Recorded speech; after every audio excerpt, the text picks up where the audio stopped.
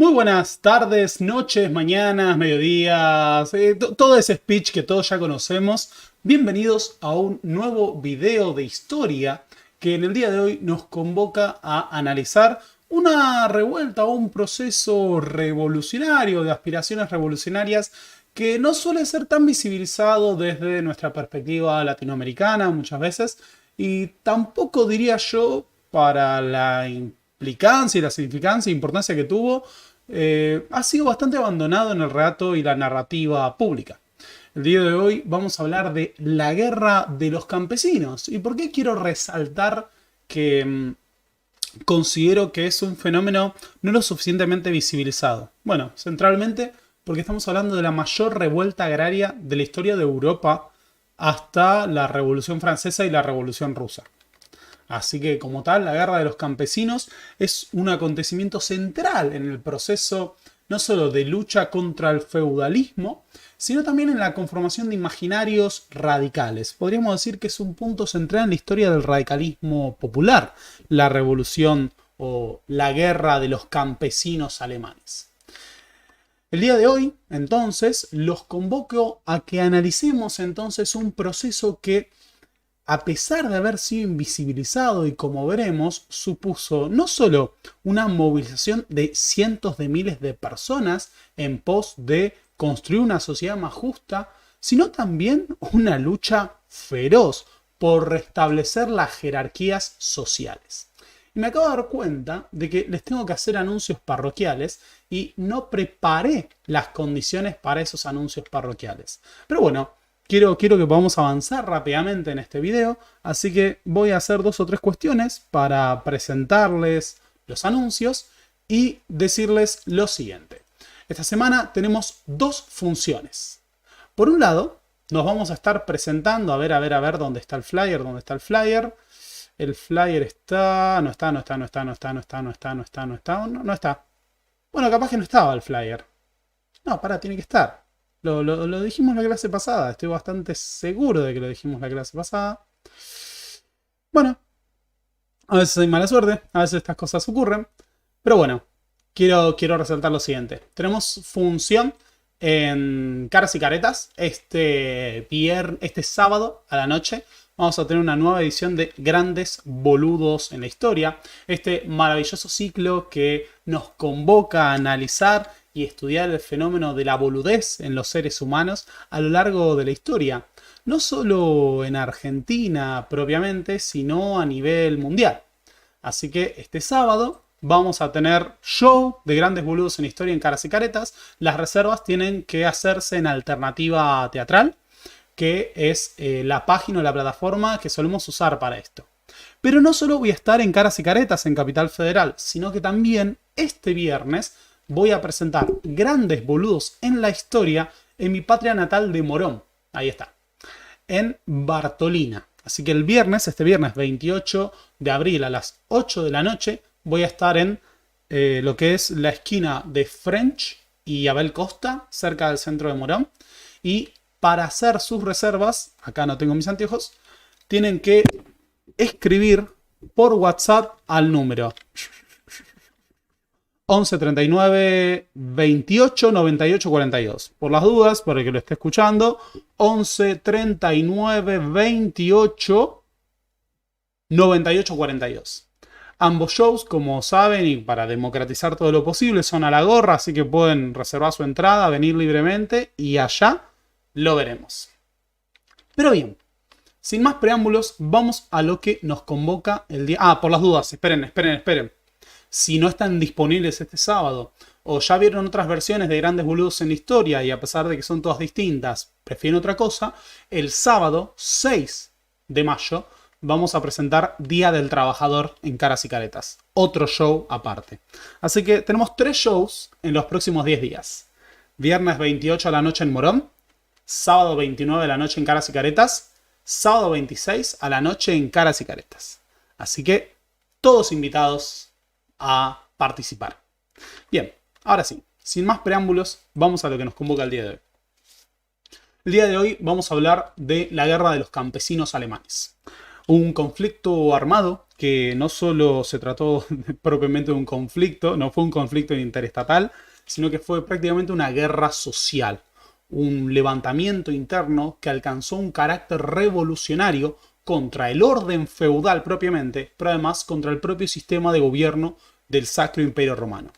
Esa guerra de los campesinos fue la rebelión agraria más importante de la historia de Europa occidental y podemos considerarla por sí mismo la rebelión social más importante de la Edad Moderna hasta la Revolución Francesa. O sea, la Revolución Francesa marca el punto de inflexión entre la Edad contemporánea, perdón, la Edad Moderna y la Edad contemporánea. Pero en la Edad Moderna, definitivamente, la Guerra de los Campesinos fue la rebelión más radicalmente popular. Si queremos, ahí podemos discutir la figura de los levelers. Hay como todo un ciclo que se va a gestar a partir de esto, que es comunistas. Lo estoy diciendo en modo de chiste, ¿no? Quiero remarcar comunistas primitivos. Porque como veremos, va a haber un discurso muy igualador en el sentido social en este proceso que conocemos como la Guerra de los Campesinos, pero hay otros procesos que han tenido características muy similares. A futuro quiero que hablemos de los levelers. Literalmente los levelers quiere decir niveladores o diggers, que fueron un grupo radical de la Inglaterra moderna del siglo XVII. Pero lo que nos convoca el día de hoy es la Guerra de los Campesinos, un enfrentamiento armado, una rebelión social que transcurrió entre los años de 1524 y 1525. En el cuadro que nosotros estamos observando en este momento, tenemos una escena que es por lo demás interesante. Una mansión señorial está siendo rodeada por una multitud de campesinos armados. Esa secuencia que está inmortalizada en un cuadro, si no me equivoco, del siglo XVIII, es el asalto a la mansión del conde de Helfenstein. El conde de Helfenstein fue uno de los nobles atacados durante la revolución o rebelión de los campesinos y fue asesinado de manera colectiva. Es decir, el conde de Helfenstein fue, como veremos, asesinado por una multitud, en una suerte de linchamiento que representaba una gran revancha de clase contra un miembro de la nobleza feudal. Esta escena no es típica de la Edad Moderna, sino que representó uno de los momentos más álgidos de la rebelión de los campesinos. La rebelión justamente de ese subsuelo de la pirámide social del mundo feudal contra su clase dominante. Esa guerra de los campesinos sacudió al conjunto de lo que era el Sacro Imperio Romano. Si bien podemos decir que se circunscribió principalmente al sudoeste del Sacro Imperio Romano, lo que es la región de Suabia, también suroeste de la actual Alemania, la Guerra de los Campesinos convulsionó al conjunto de ese estado que Voltaire dijo alguna vez, ni sacro, ni romano, ni siquiera un imperio realmente. El Sacro Imperio Romano, caracterizado por su enorme fragmentación política bajo la autoridad nominal del emperador Carlos V, era un espacio particularmente feudal dentro de la Edad Moderna, en el que se encontraban montones de jurisdicciones, príncipes territoriales, ciudades, obispados. En el marco de esa fragmentación se va a producir la mayor rebelión campesina de la Edad Moderna. Estamos hablando, para que nos hagamos una idea, de una revuelta que llegó a movilizar, según los cálculos de los historiadores, alrededor de 300.000 campesinos. 300.000 campesinos se rebelaron contra la autoridad del emperador, pero además contra el sistema feudal. Y tenían pretensiones fuertemente radicales. Los campesinos estaban movilizados por un clima milenarista que planteaba que se acercaba el apocalipsis. En el contexto de la reforma se propusieron una transformación radical de la sociedad. No circunscribir la reforma protestante a una reforma religiosa, sino una reforma de todos los aspectos que organizaban a la vida en la Europa moderna. esa reforma general, una reforma contra el feudalismo, contra el poder clerical, contra el poder de los señores, contra el poder de los monarcas. Una reforma tan radical que llegó a tener al predicador Thomas Müntzer. Thomas Müntzer fue uno de los revolucionarios más radicales de la historia, si lo ponemos en perspectiva. Estamos hablando de un hombre que no solo se propuso una reforma religiosa dentro de un clima apocalíptico, sino que levantó la consigna Omnia sunt communia. Todo es de todos. Thomas Müntzer consideraba que la conformación del reino de los cielos se iba a dar a partir de la lucha de los elegidos, que debían enfrentarse a los doctores, es decir, aquellos que portaban, se suponía, el conocimiento sobre la fe y que los mantenían sometidos. Thomas Müntzer, desde esta perspectiva, llamaba a una guerra social contra la jerarquía eclesiástica, contra los señores, para refundar una nueva sociedad, un nuevo reino sagrado, de la mano de una comunidad de elegidos santos. Thomas Müntzer fue posiblemente la figura más influyente de la guerra de los campesinos, pero hubo montones de predicadores e idealistas que elaboraron panfletos, que elaboraron consignas, que presentaban este proyecto. Una multiplicidad de proyectos caracterizados por la transformación radical de la sociedad. O sea, Thomas Müntzer dice, viene el fin del mundo, estamos frente al apocalipsis y los elegidos tienen la misión de construir el reino de Dios en la tierra, aunque eso suponga destruir las bases materiales de las clases dominantes, aquellos que usan el evangelio para mantener a los pobres sometidos. La rebelión de los campesinos, la guerra de los campesinos, representó el mundo dado vuelta. Los estratos más bajos de la sociedad destruyendo el poder terrenal de las clases dominantes y apropiándose de la riqueza del clero, saqueando, destruyendo mansiones, cometiendo ajusticiamientos e incluso elaborando un programa radical. Un programa que, como veremos en los 12 artículos de los campesinos, proponía una suerte de comunismo primitivo, democracia electiva, la propiedad colectiva de las riquezas y la destrucción de las jerarquías sociales, incluso la elección de los miembros del clero mediante el voto popular.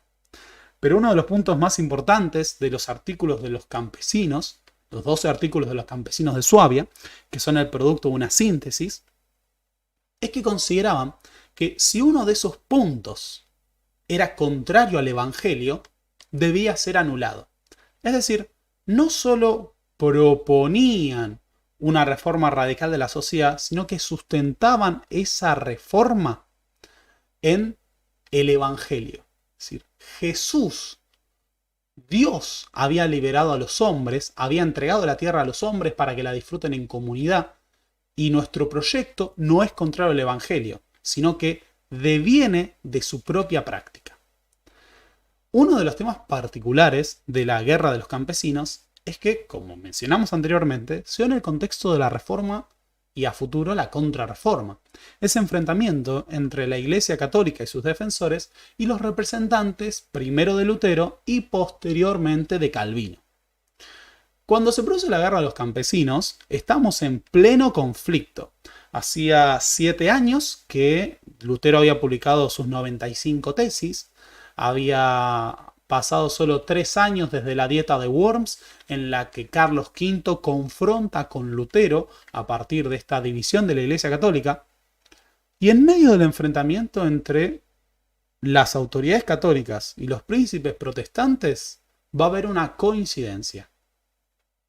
Príncipes protestantes, príncipes católicos coinciden en señalar que la rebelión de los campesinos es una amenaza para todo el orden establecido, que debe ser destruida por una alianza. Podríamos decir que en este sentido, las clases dominantes la nobleza feudal va a actuar con conciencia de clase para aplastar lo que representa una amenaza a las propias bases de su relación de dominación.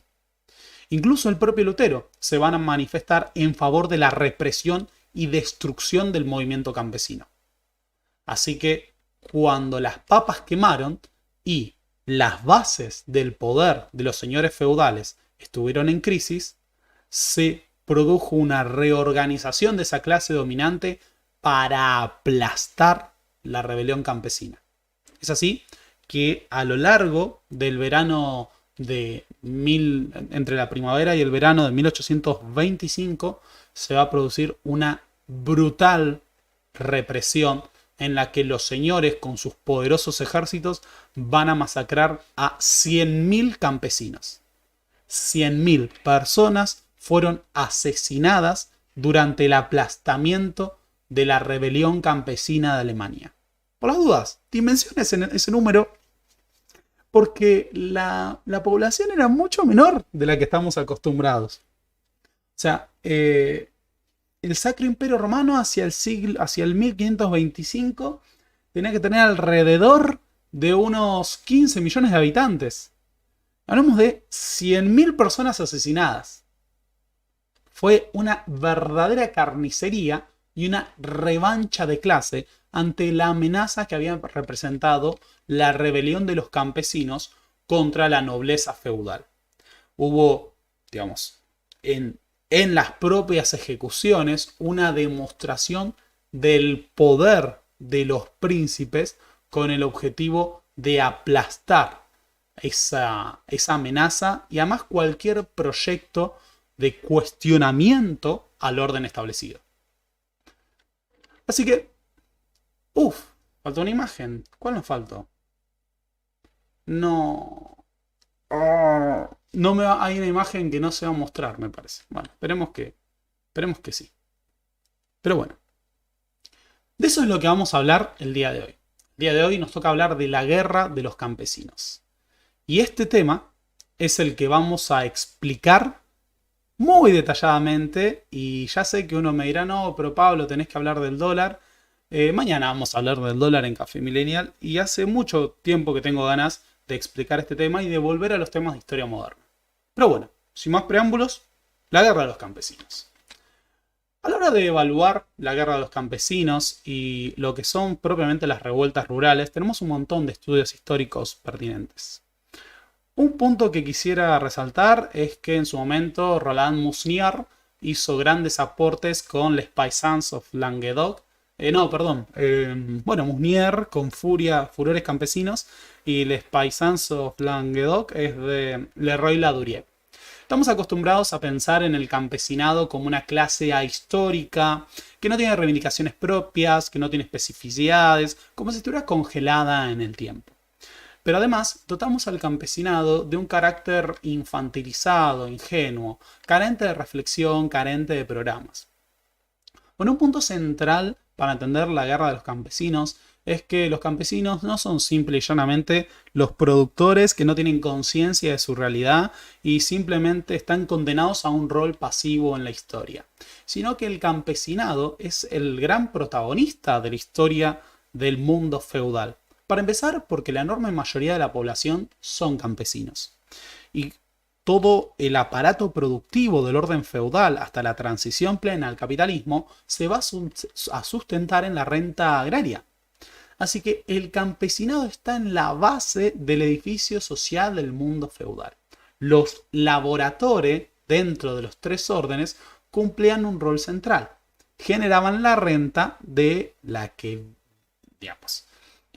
generaban la renta que era apropiada por el estrato de los señores, ya sean los señores laicos o los señores eclesiásticos.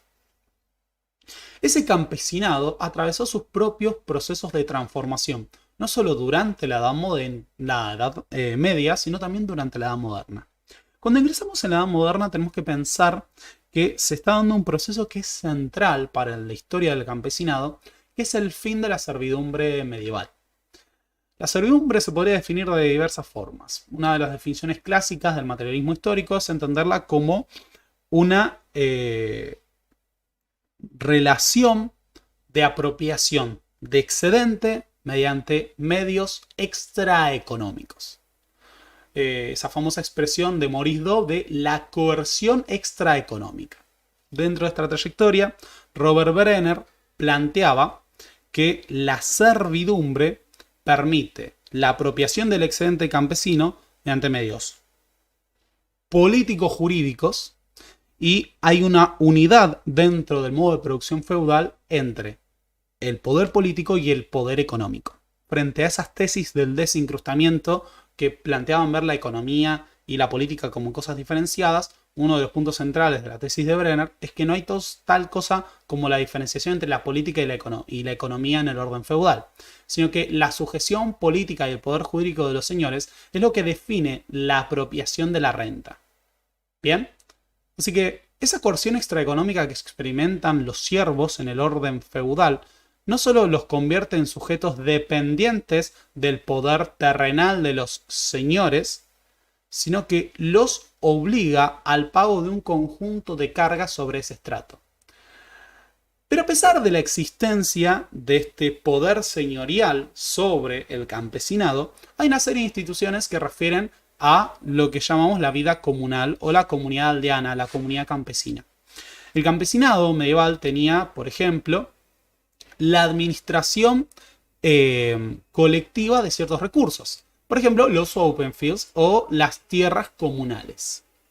Los señores no participaban a partir de la Edad Media Central, o era muy poco lo que participaban del proceso productivo. No controlaban el desarrollo de la producción y el trabajo, sino que simplemente eran extractores del plusproducto campesino. Así que una de las grandes diferencias entre el esclavo del mundo antiguo y el siervo medieval, y posteriormente también el campesino libre, es que este controlaba el proceso productivo y tenía que pagar una renta, originalmente en especie y después en especie y monetaria, al señor. Entonces, la comunidad campesina y la unidad de producción familiar eran centrales en ese desarrollo de la vida aldeana. De hecho, las comunidades aldeanas estaban concebidas como unidades autárquicas. Tenían su propia experiencia y muchas veces estaban sometidos a relaciones muy conflictivas. La comunidad regulaba, por ejemplo, sus propias relaciones con respecto a la justicia. Elegían alcaldes, elegían a sus representantes y muchas veces sometían colectivamente los pleitos locales a la autoridad del señor. Es decir, había una suerte de contactos fluidos. También es cierto que ciertas posiciones, como ser el colono, es decir, el trabajador de las tierras del señor o el administrador de las tierras del señor, obligaban muchas veces obligaban o permitía acceder a ciertos favores. Así que la comunidad aldeana es un mundo mucho más complejo que el de pensar al campesinado como una cuestión inmóvil, ¿no? Tenemos instituciones, tenemos la comunidad en Alemania se conoce como Gemeinde, que permite la toma de decisiones colectivas sobre la administración de las tierras comunales, la elección de representantes, muchas veces para, por ejemplo, llevar reclamos ante el señor, la intermediación comunitaria entre los conflictos interpersonales o entre las unidades familiares, y de esta manera la regulación. Ahora, no solo tenemos esos elementos, sino que la comunidad es un espacio de recreación, es un espacio de colectividad. Los bailes, los festivales, la institución del carnaval son expresiones de una vida que es de carácter comunitario, de carácter colectivo.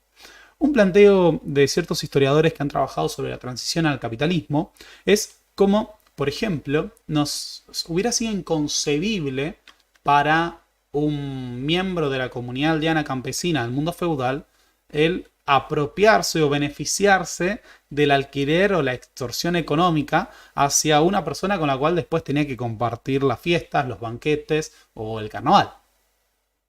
Es decir, la especulación o la lógica de la rentabilidad es prácticamente que contraria a la institucionalidad de la comunidad campesina. Bienvenido acá el camarada, compañero Andrés Borda. ¿Se llama Andrés Borda? ¿En serio se llama Borda? Un abrazo, señor Borda. Así que esa vida aldeana entonces está caracterizada por una vida colectiva. Y esto va a ser central a futuro, porque como veremos, muchos de estos principios van a ser proyectados como parte del proyecto político de los revoltosos campesinos, a veces me da cosa decir revolucionarios, porque esto es parte de un debate historiográfico, que protagonizaron la guerra de los campesinos. Un punto central es que en el paso de los siglos XIV a XV, y sobre todo a finales del siglo XV, la servidumbre se estaba convirtiendo en un anacronismo en la mayor parte de Europa. Hubo una serie de transformaciones que permitieron la la libre movilidad de los campesinos, la libre elección del matrimonio, la conmutación de las cargas de especie a dinero, también la posibilidad de vender sus productos en el mercado, al poder desplazarse libremente. Así tenemos una liberalización de la vida económica y progresivamente una anulación de las bases más arbitrarias de la coerción extraeconómica que suponía la servidumbre. Muchos lo que plantean es que, como por ejemplo Robert Brenner, la servidumbre se termina en Europa occidental cuando las exacciones, es decir, la apropiación de excedente por parte del señor, deja de ser arbitraria y suele fijarse según mecanismos consuetudinarios, es decir, acuerdos entre el señor y el campesino. Un acuerdo que no sería posible bajo un estatus servil, en el que el campesino que está atado a la tierra, que no tiene libertad de movilidad, que no es sujeto de derecho, no podría negociar las bases de su contrato, entre comillas, con el señor. Así que hacia finales del siglo XV estamos asistiendo hacia la liberación generalizada de los siervos en toda Europa occidental. Este es un proceso contrario al que se da en Europa Oriental. En Europa Oriental, el paso de los siglos XV al XVI va a estar marcado por una suerte de gran reacción señorial que permite el reforzamiento de una servidumbre que hasta ese momento no era tan sólida. Mientras que durante la Edad Media el campesino de Europa Oriental fue mucho más libre, en la Edad Moderna va a estar bajo una condición mucho más servil. Caso contrario a lo que ocurre en Europa Occidental. Por eso la servidumbre de Europa Oriental suele ser referida como la segunda servidumbre. Así que esa vida comunitaria estaba experimentando un proceso de liberación. Podríamos decir que el paso del siglo XV al siglo XVI es como una era dorada, entre comillas, para gran parte del campesinado europeo, porque todavía no se está produciendo la transición hacia el capitalismo. Estamos frente a una recuperación demográfica, que es el producto de una recuperación económica, del relajamiento del sometimiento señorial, sin que todavía la superpoblación suponga un problema. En la segunda mitad del siglo XV, la población vuelve a crecer en Europa tras la superación de lo que fue la gran crisis del siglo XIV. Es decir, esa gran crisis que estuvo vinculada a la peste negra, pero también a los límites estructurales del modo de producción feudal. A medida que se produce esa recuperación, se da una coincidencia entre el aumento del volumen de la producción agropecuaria, las mejoras en la alimentación y el crecimiento demográfico, que coinciden con la liberación de los siervos.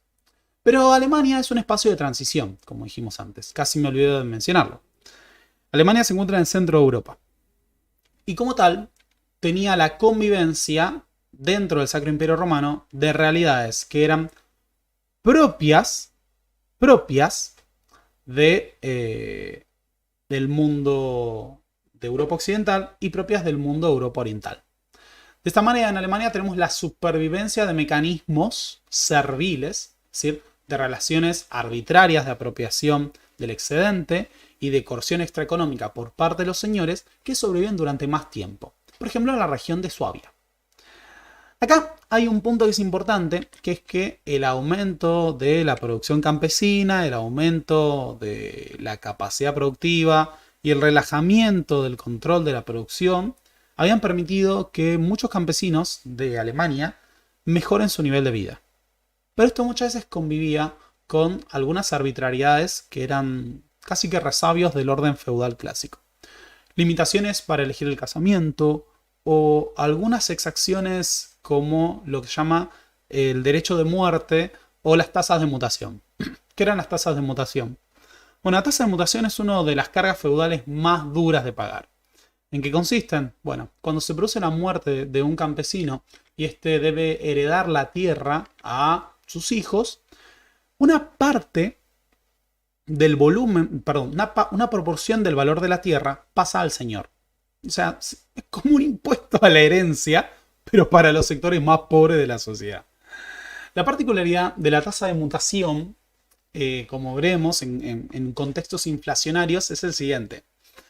La tasa de mutación se cobra como un porcentaje del valor de la tierra. Y debido a eso, no se ve limitada o reducida por el fenómeno inflacionario, como ocurre con cargas que se fijaban consuetudinariamente. ¿Qué es lo que estamos tratando de decir?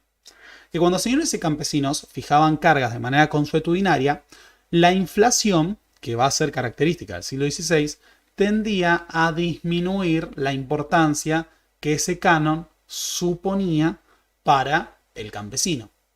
Pero cuando se produce la muerte y la herencia, la tasa de mutación, al ser una carga proporcional, suponía un gasto muy importante.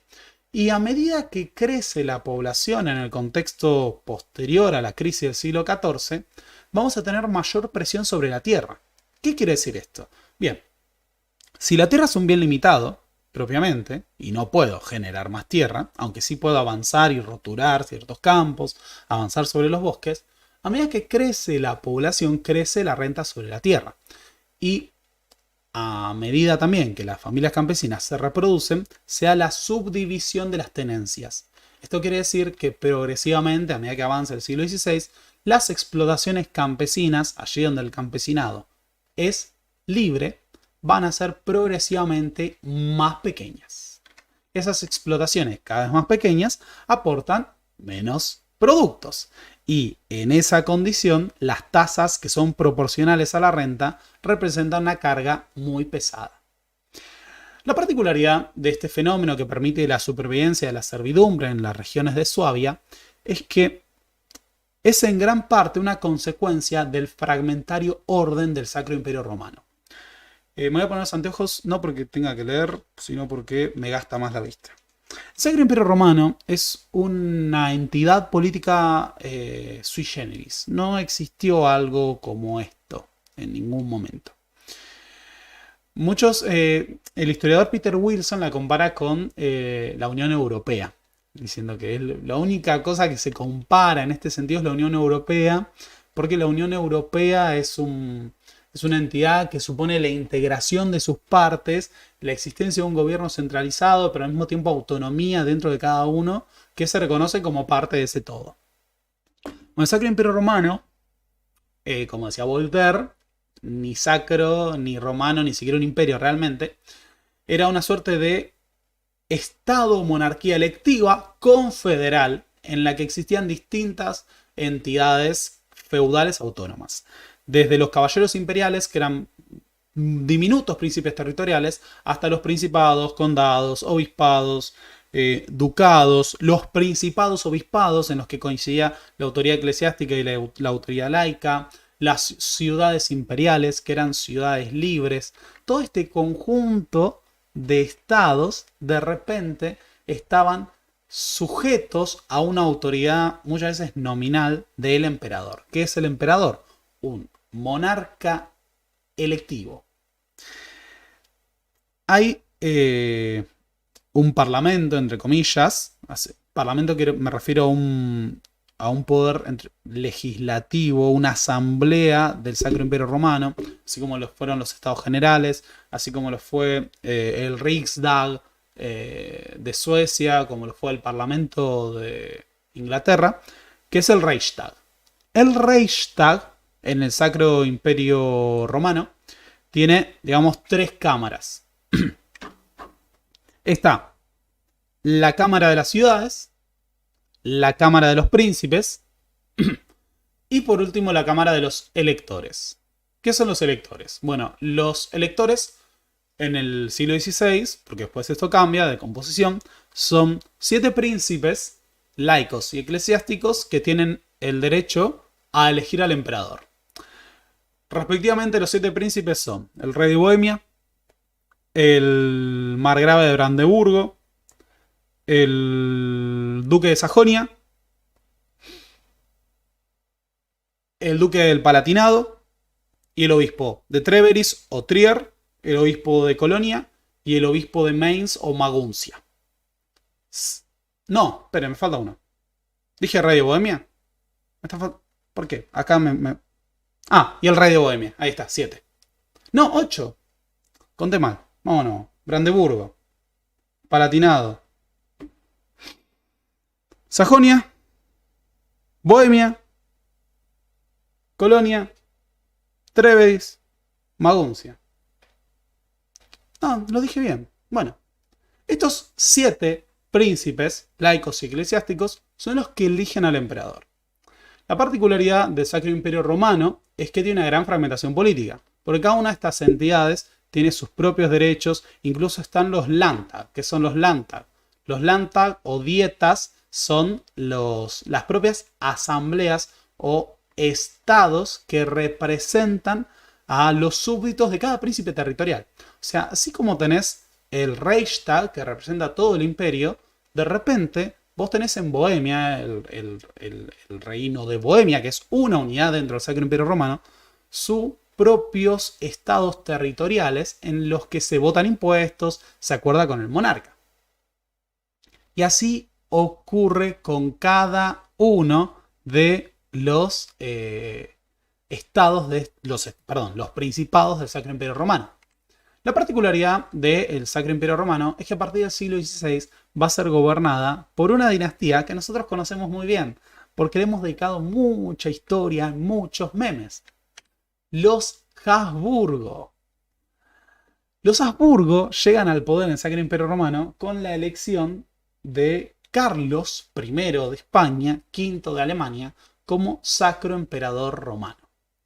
Esa elección es parte de un clima de época en el que no solo la política de matrimonios y alianzas de los reyes católicos generan la monarquía universal de Carlos V, sino que tenemos un proceso de centralización política que se está dando en la mayor parte de los grandes estados territoriales de Europa.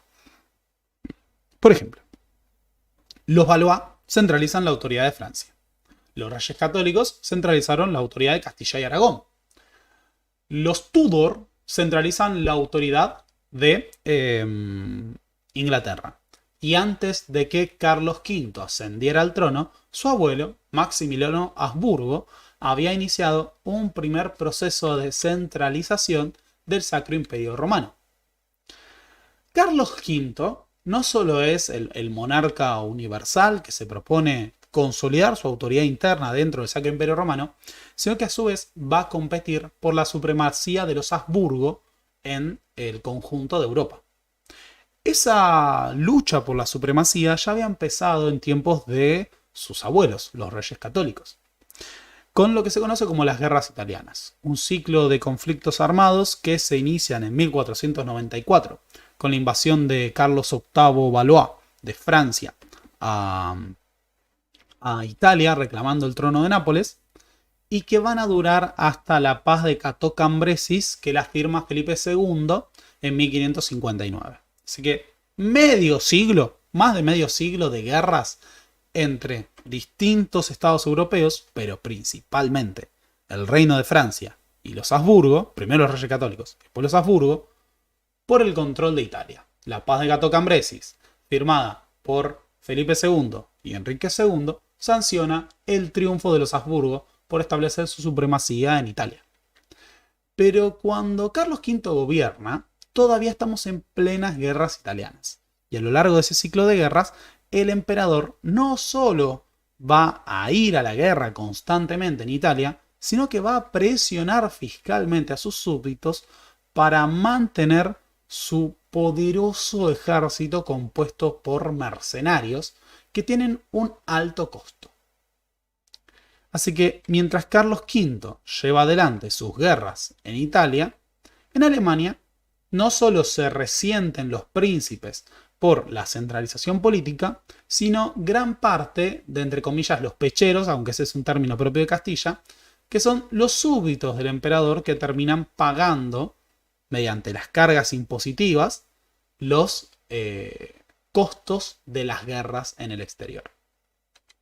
A esto hay que sumarle un tema central para esta historia, que es la Reforma Protestante. Martín Lutero, no lo vamos a desarrollar ampliamente acá, porque esto no es sobre Lutero, va a ser el impulsor de un proceso de cuestionamiento dentro de la Iglesia Católica que lleva a la división del catolicismo y al nacimiento de lo que se conocen como las confesiones protestantes. Esto se inicia con la publicación en 1517 de las 95 tesis. ¿En qué consisten las 95 tesis? Bueno, en una crítica generalizada hacia una problemática particular que son las indulgencias, la venta de indulgencias, es decir, la venta del acceso al cielo por parte de las autoridades eclesiásticas. Hay que decir, esto lo hemos desarrollado en otros espacios, tal vez en Café Millennial, que la Iglesia Católica estaba atravesando fuertes cuestionamientos, que el estado clerical no estaba plenamente formado, muchos sacerdotes eran analfabetos, habían conocido el Evangelio por oído, había una corrupción generalizada, Roma estaba lleno de prostitutas, los miembros del clero se involucraban en conflictos políticos. Va a seguir pasando, ¿no? Estamos todos de acuerdo con eso. Pero acá resulta central el escándalo que supone la venta de indulgencias. Cuando se está construyendo la Capilla Sixtina, el Papa ordena vender montones de indulgencias e incluso cargos eclesiásticos con montones de indulgencias incluso con el objetivo de asegurar la compra de cargos eclesiásticos dentro del Sacro Imperio Romano. O sea, había que realizar alguna obra arquitectónica como la construcción de la Capilla Sixtina. Había que favorecer a algún candidato para que asegure su elección en un obispado. Muy sencillo, vendete 1000 perdones, vendete el perdón y la puerta al reino de los cielos a algún desprevenido que en vez de hacer la penitencia o ir al purgatorio, deja sus monedas en alcancía de la iglesia y compra el camino al cielo. Lutero empieza cuestionando la venta de indulgencias en las 95 tesis. Pero el cuestionamiento a la venta de indulgencias lleva una crítica generalizada hacia el funcionamiento de la Iglesia Católica, que después deriva en otra serie de tesis, como por ejemplo el hecho de que todos componen al Estado clerical. Es decir, no tiene que existir el clero propiamente. Todos participamos, todos los creyentes somos el Estado clerical, va a decir Lutero. Es posible que todos interpretemos libremente la Biblia. Uno no se salva por la penitencia, uno no se salva por los actos, uno se salva por la pura fe. No hay que atender a otra letra que no sea la letra del Evangelio. De nuevo, el purgatorio, por ejemplo, no es propio del Evangelio, sino que es una construcción medieval. Por eso, la invención del purgatorio, la bolsa y la vida, de Jacques Le Goff. Todo este proceso de cuestionamiento lleva a que Lutero termine por ser excomulgado a principios de 1521.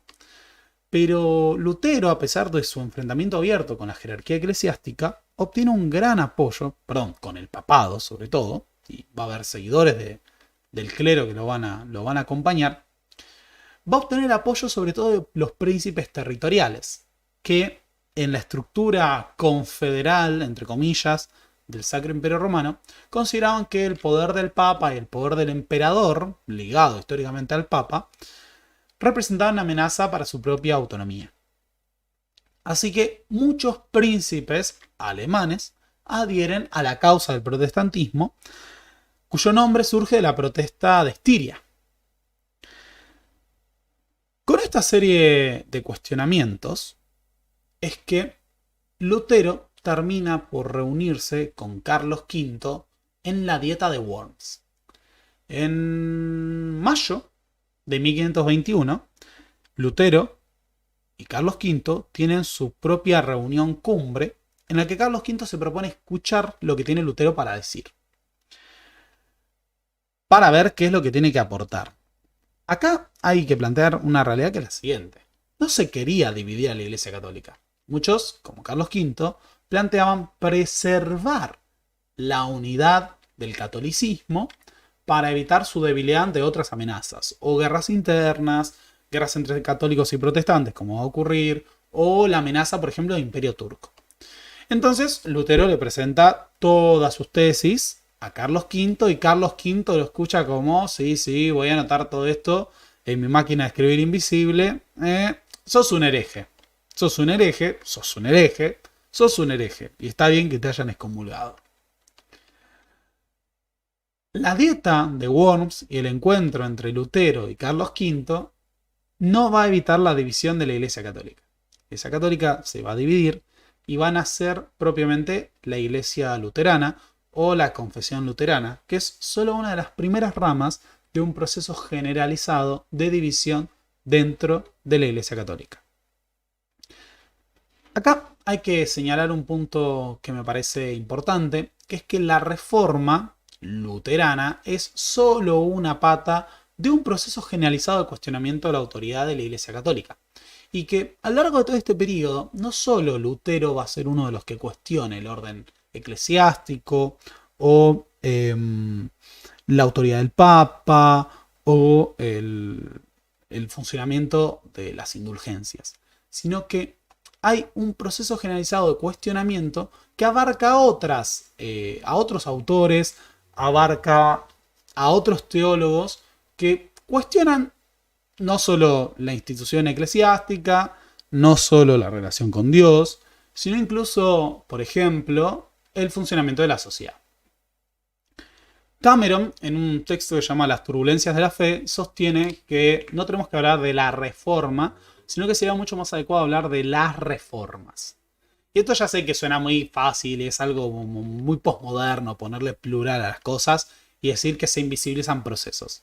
Pero lo que sí es cierto es que durante todo este proceso del siglo XVI tenemos distintos reformistas que cuestionan aspectos distintos. A ver, Lutero cuestiona la relación entre el clero, ¿no?, y el conjunto de la cristiandad. Plantea que no hay necesidad de intermediarios. Plantea la división entre lo clerical, entre lo religioso y lo político. Bien.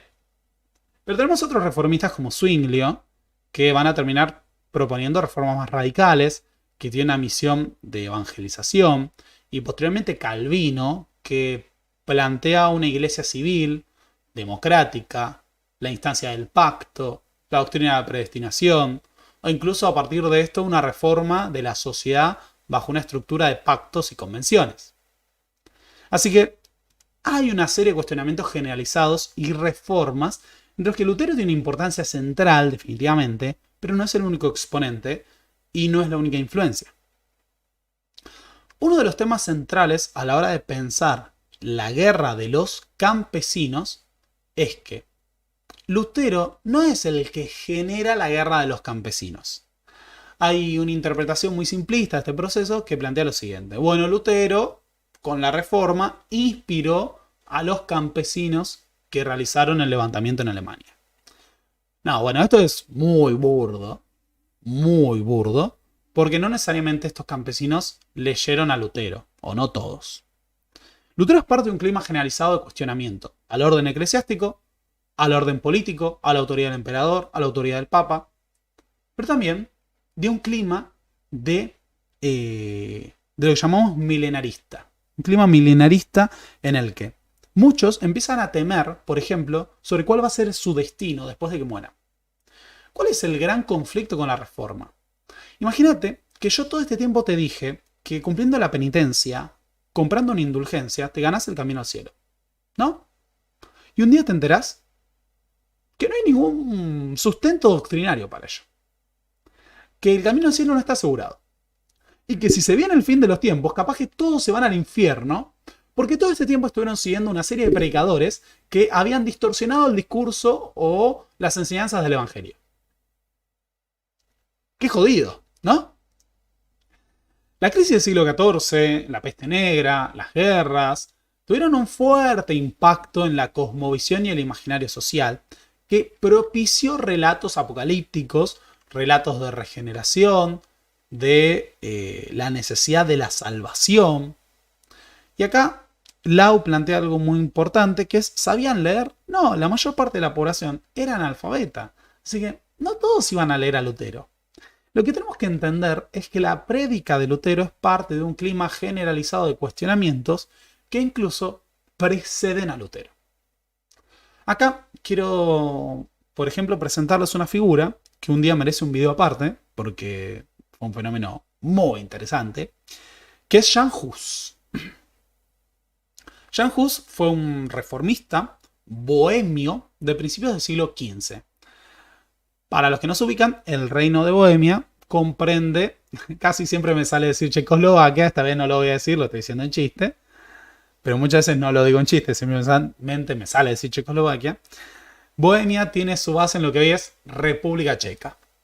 Jan Hus fue un predicador que fundó un movimiento que se conoce como ultraquismo. ¿Qué es el ultraquismo? Bueno, el ultraquismo es un movimiento de regeneración del cristianismo que, por ejemplo, planteaba que todos debían poder beber la sangre de Cristo. Parece una pavada, pero ¿por qué el sacerdote es el que bebe la sangre de Cristo y el resto no? Los ultraquistas pensaban en una iglesia comunitaria, en una iglesia en el que se defendiera la igualdad e incluso en una vida en comunidad de bienes. Jan Hus, este predicador entonces, que obtiene un enorme apoyo popular, planteaba no solo una reforma religiosa, sino una reforma social. ¿Y qué pasa cuando vos decís en el siglo XV que es necesaria una reforma social y cuestionar la autoridad del Papa o de los señores? Bueno, ahí es muy probable que las autoridades y el poder de las clases dominantes te capturen y te prendan fuego como un hereje. Jan Hus fue ejecutado en la hoguera. Lo quemaron vivo como un hereje. De hecho, al día de hoy es considerado un mártir. Y esto se podría haber terminado acá. Pero el problema es que Jan Hus y su prédica tuvieron mucha llegada en Bohemia. Y no solo miembros de las clases bajas, sino también algunos burgueses y nobles adhirieron a las enseñanzas de Jan Hus y generaron lo que se conoce como el movimiento husita o jusita. Los husitas iniciaron un levantamiento contra los emperadores del Sacro Imperio Romano, los representantes del poder del Papa y gran parte de las clases dominantes en Bohemia. Y así inician las guerras husitas. Esas guerras husitas son la guerra campesina más radical del mundo medieval en Europa del Este. O sea, así. Casi que la jacquerie, la revuelta de los campesinos en Francia, fue una cosa chiquitita en comparación. Eso también merece un video. Hay que hacer un video de la jacquerie. Hay que hacer un video de la jacquerie. Hay que hacer un levantamiento hay que hacer un video del levantamiento inglés de 1381. Hay muchos videos sobre radicalismo popular para hacer. Va a haber que hacer más videos. Qué lástima. Las guerras husitas fueron una guerra social a gran escala que tuvo su epicentro en Bohemia, pero que llegó a afectar a gran parte del Sacro Imperio Romano y de la región de Hungría. Jan Žižka, un comandante militar que había sido seguidor de Jan Hus, organizó un ejército popular que tuvo tácticas de construcción de fortificaciones, de utilización de los famosos Wagenburgs, que eran convoys de carros que se posicionaban como si fueran, entre comillas, tanques del siglo XV. ¿En qué sentido? Bueno, muy sencillo. Los movían, los llevaban hasta el campo de batalla y funcionaban como una plataforma defensiva para resistir las cargas de la caballería. E incluso utilizaron muchas armas de fuego portátiles y también instrumentos de labranza para sus batallas.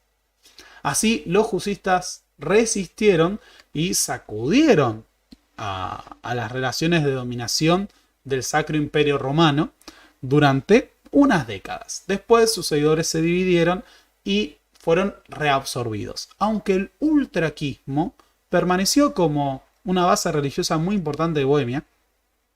Y de hecho, la Guerra de los 30 años, que tiene su origen en la defenestración de Praga, está en gran parte influida, esa defenestración de Praga, en las creencias ultraquistas de los checos. Así que Jan Hus fue un reformista radical que ya había generado un movimiento de reforma política, religiosa y social en el siglo XV, que había tenido influencia en el campesinado alemán. Una influencia que va a perdurar. Pero este no es el único reformista, sino que también tenemos que tener en cuenta a la figura de Jos Fritz. Jos Fritz fue un reformista y un líder, casi que la mejor forma de definirlo es subversivo, campesino, que cuestionó el orden feudal entre finales del siglo XV y principios del siglo XVI. Jos Fritz organizó grupos de rebeldes campesinos en la clandestinidad para levantarse contra el orden feudal. Los seguidores de Jos Fritz levantaban la mano para reconocerse, una suerte de saludo, con 3 dedos. 3 dedos. Quiero remarcar esto porque está ahí nomás. Está muy cerca. Muy cerca ese saludo. Los seguidores de Jos Fritz planteaban la regeneración del mundo, la lucha contra la autoridad eclesiástica y plantearse además una construcción de una sociedad más justa. No es el único Jos Fritz. Va a haber otra serie de rebeldes. Hay uno que es un escritor anónimo que escribe los 100 artículos, que se hacía llamar el revolucionario de... No, el revolucionario de... Esperen que lo quiero buscar el nombre exacto, porque Jos Fritz es uno, pero vamos a tener otros. El revolucionario de Franconia, si no me equivoco.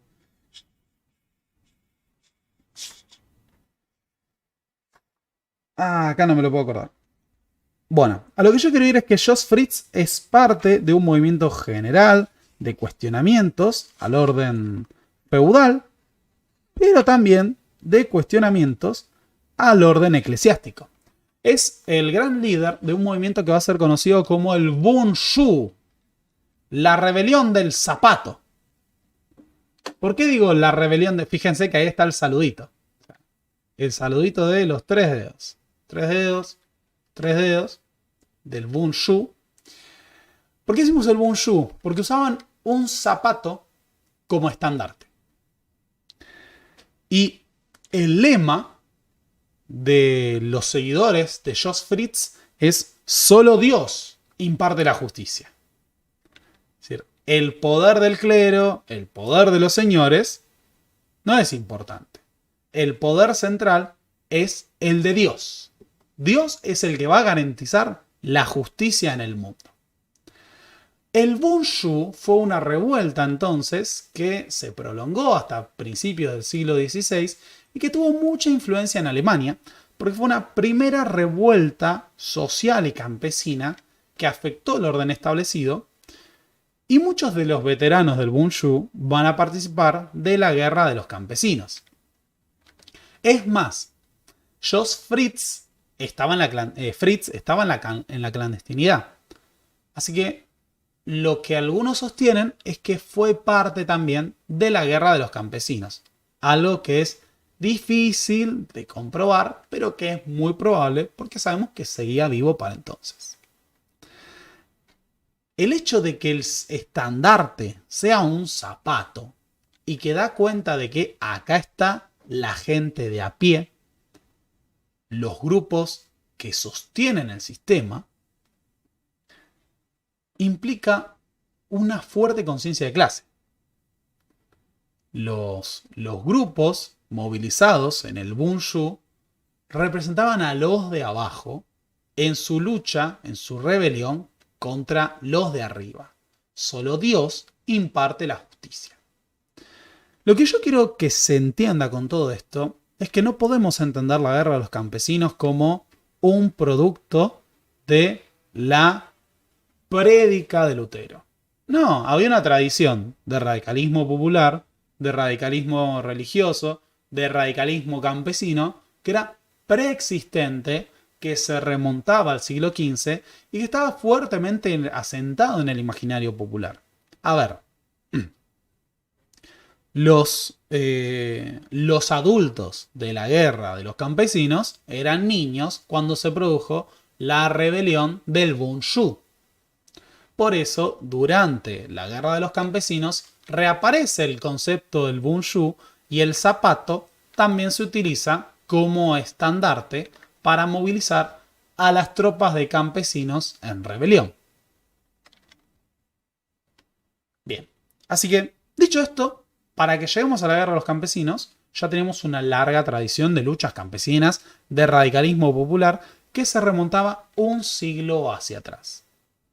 Pero este no es el... Son zapatistas, nunca había pensado el chiste. Muchas gracias. Son zapatistas. Es verdad, eran zapatistas, pero en otro sentido. Pero eran totalmente zapatistas.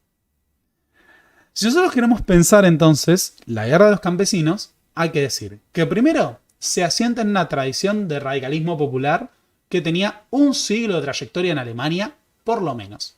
Aunque también sabemos que habían tenido contacto con las enseñanzas de los reformistas radicales ingleses que habían promovido el alzamiento campesino de 1381. Así que había una realidad común de rebelión campesina, del que Alemania es el caso más extremo, pero que daba cuenta de que hay una existencia común de sometimiento que muchos campesinos se proponían cuestionar. El clima de la reforma luterana es también un clima generalizado de discusión. Y acá pensemos que para que esta prédica de los reformistas radicales llegara a todos lados, tenía que haber un debate público. Y uno de los grandes fenómenos que caracteriza la época de la Reforma es la aparición de lo que llaman libelo político. El libelo político, el libelo religioso, son estas impresiones que circulan públicamente. Se ha desarrollado la imprenta y esto permite una mayor difusión de las ideas y una discusión, un cuestionamiento generalizado a la autoridad eclesiástica, al poder de las clases más ricas, al poder de los señores. Hay un trabajo central para pensar todo esto que es el trabajo de Robert Darnton. Cuando Robert Darnton dice que las sociedades modernas fueron las primeras sociedades informadas, lo que plantea es, aunque no supieran leer y escribir, había una difusión pública de las noticias.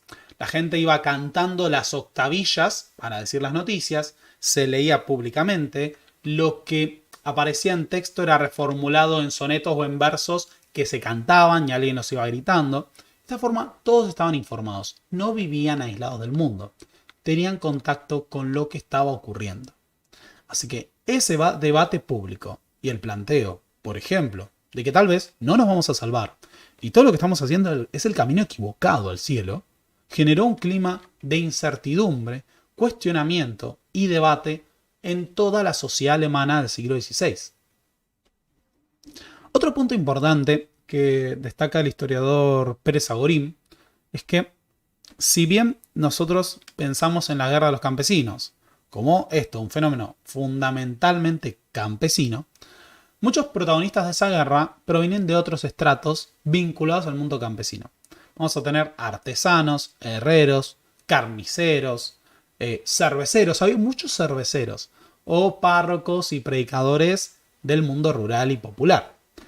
A lo que quiero ir con esto es que había vinculaciones entre algunos sectores urbanos y grupos artesanos y los grupos campesinos que van a ser la gran masa de combatientes en esta rebelión. Ahora, un fenómeno particular que distingue a la guerra de los campesinos de otras rebeliones agrarias es su carácter de cuestionamiento generalizado. ¿A qué quiero ir con esto? Bien. Muchos de los discursos, muchas de las retóricas de los movimientos campesinos que se producían en la Edad Moderna apuntaban en dos direcciones. Vos tenías rebeliones antiseñoriales que cuestionaban, por ejemplo, la capacidad de extracción de excedente que tenían los señores. Las rentas feudales son demasiado pesadas y nos están exprimiendo. La particularidad de esto es que muchos de esos reclamos antiseñoriales apelaban al monarca, a un monarca que era un padre protector, que dentro de una concepción paternalista tenía que proteger a los campesinos y controlar a los señores para que no los opriman excesivamente. Ahí tenemos un primer tipo de rebelión, la rebelión antiseñorial. Y después tenemos la rebelión antifiscal. Milei Dixit. La rebelión antifiscal es la rebelión contra los representantes de la autoridad estatal, entre comillas, es decir, del monarca. Esas rebeliones antifiscales lo que cuestionaban era el mal gobierno, que a veces estaba planteado desde la imagen del tirano y otras estaban planteadas desde la imagen de los pésimos administradores que distorsionaban las órdenes o las ordenanzas del rey. Rebelión contra el gobierno, rebelión contra los señores. Bueno, la guerra de los campesinos no fue una rebelión contra los señores o una rebelión contra el gobierno. Fue una rebelión contra ambos. Fue una rebelión contra el sistema político como un todo y fue una rebelión contra el dominio de la clase señorial, entendiendo a la clase señorial como los señores laicos, pero también los señores eclesiásticos, porque es una rebelión contra la jerarquía eclesiástica, contra el clero. Hay que recordar que esta rebelión se va a dar en el marco de las guerras italianas. Un proceso de movilización militar por parte de Carlos V con el objetivo de defender sus pretensiones dinásticas en Italia, que absorben recursos a través de la carga fiscal, pero además suponen que gran parte del esfuerzo militar y la capacidad militar de los señores del Sacro Imperio Romano estén en en Italia. El otro punto central para pensar la guerra de los campesinos es el aumento de la población. A medida que sea ese crecimiento de la población, nosotros vamos a tener una mayor presión sobre la tierra. Pero además la supervivencia problemática de distintas facetas de lo que había sido la dominación feudal mediante la servidumbre. Todavía dentro de esas estructuras comunitarias seguían pesando limitaciones y poderes de parte del señor que, por ejemplo, le permitía apropiar el derecho de muerte o la tasa de mutación o regular los matrimonios y impedía, por ejemplo, la libre circulación de personas. Algunas interpretaciones de la guerra de los campesinos, como la que hace Sagorín, plantea que la guerra de los campesinos no fue una guerra de la miseria, un levantamiento de la miseria, sino que fue un levantamiento de la, entre comillas, la abundancia.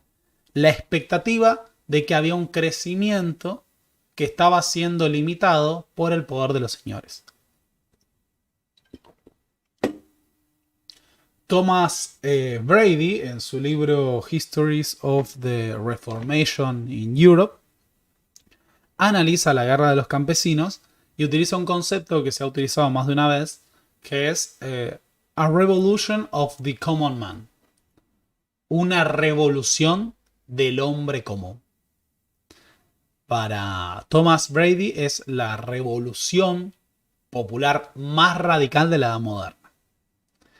Y vamos a ver que va a desarrollar en su análisis las características políticas de esa revolución a gran escala.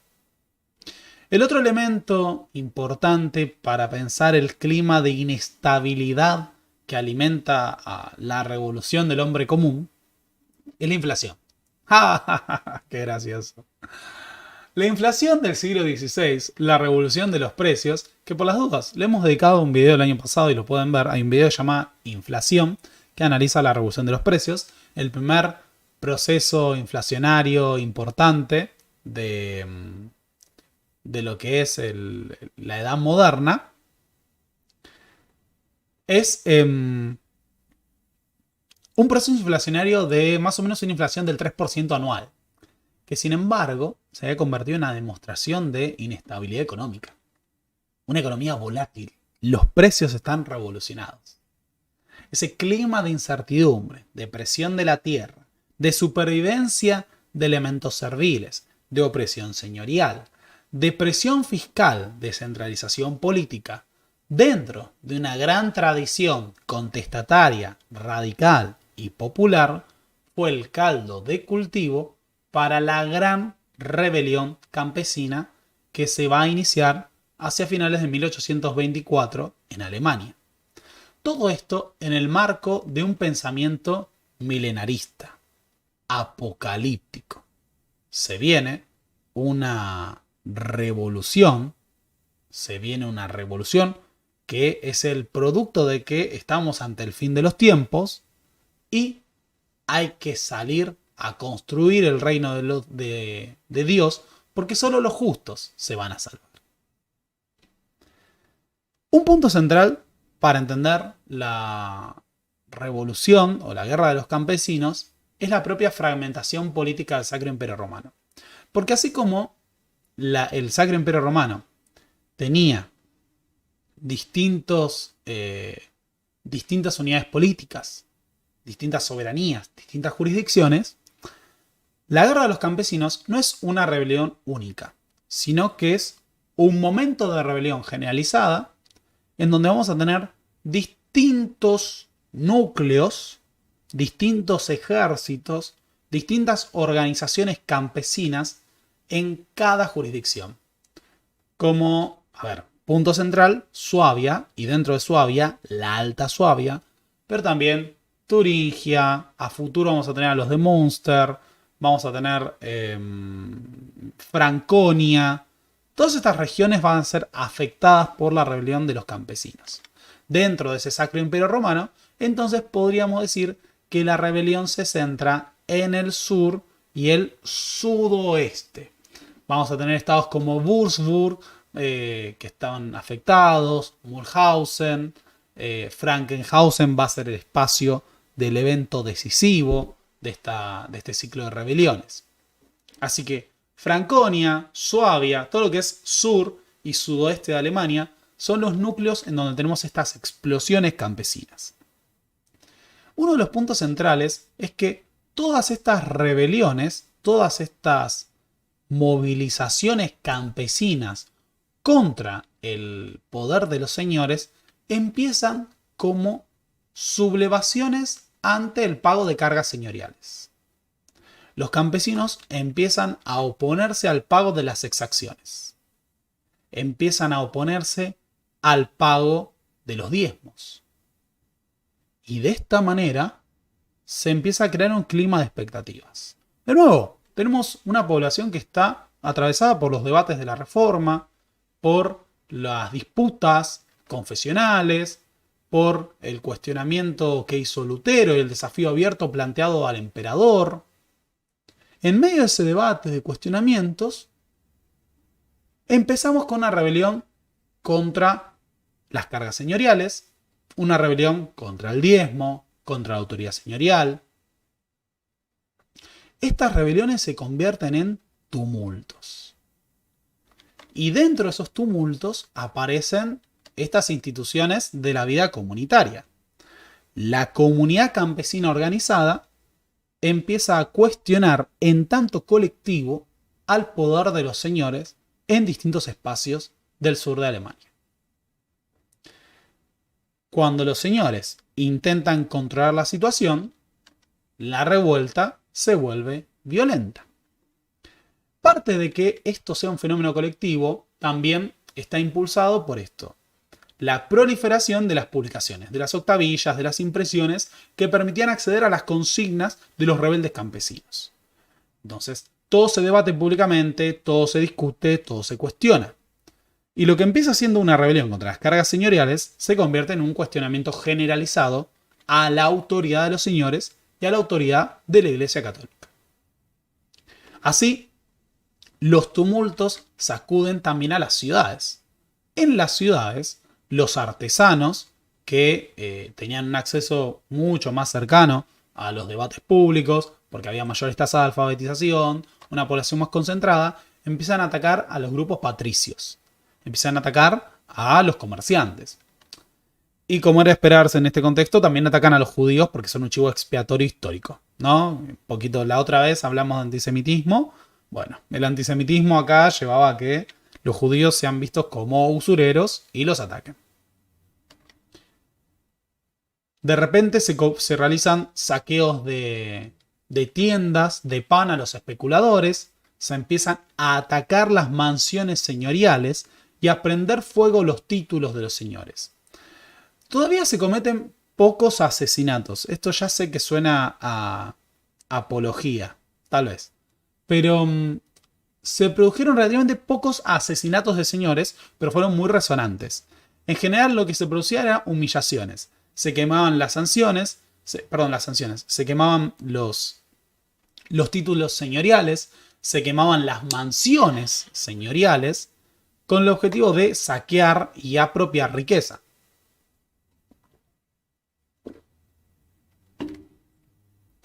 Los señores no pueden controlar la situación. Y hay un motivo particular por el que no pueden. Se fijan hasta este momento, venimos hablando de esto, campesinos que se movilizan contra los señores, que atacan las mansiones, que humillan a la clase dominante. ¿Por qué no los podían detener? Si históricamente los señores son los que poseen las armas, son los que monopolizan el poder político y el poder jurídico. ¿Por qué? Bueno, hay un motivo muy sencillo.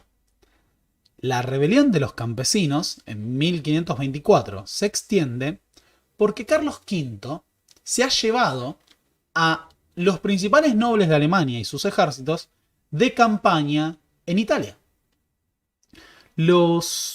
Dentro de lo que es el Sacro Imperio Romano, dado que hay tantas unidades políticas, los ejércitos o las causas políticas se organizaban en torno a ligas, es decir, asociaciones de príncipes, ciudades, con un objetivo común. En la Guerra de los 30 años esto es re común, pues está la Unión Protestante, la Liga Católica, la Liga Heilbronn y demás. Este año va a haber video de la Guerra de los 30 años, se los adelanto, se va a hacer en mayo, porque lo quiero hacer, punto, y ya. En Suabia existía la Liga Suaba.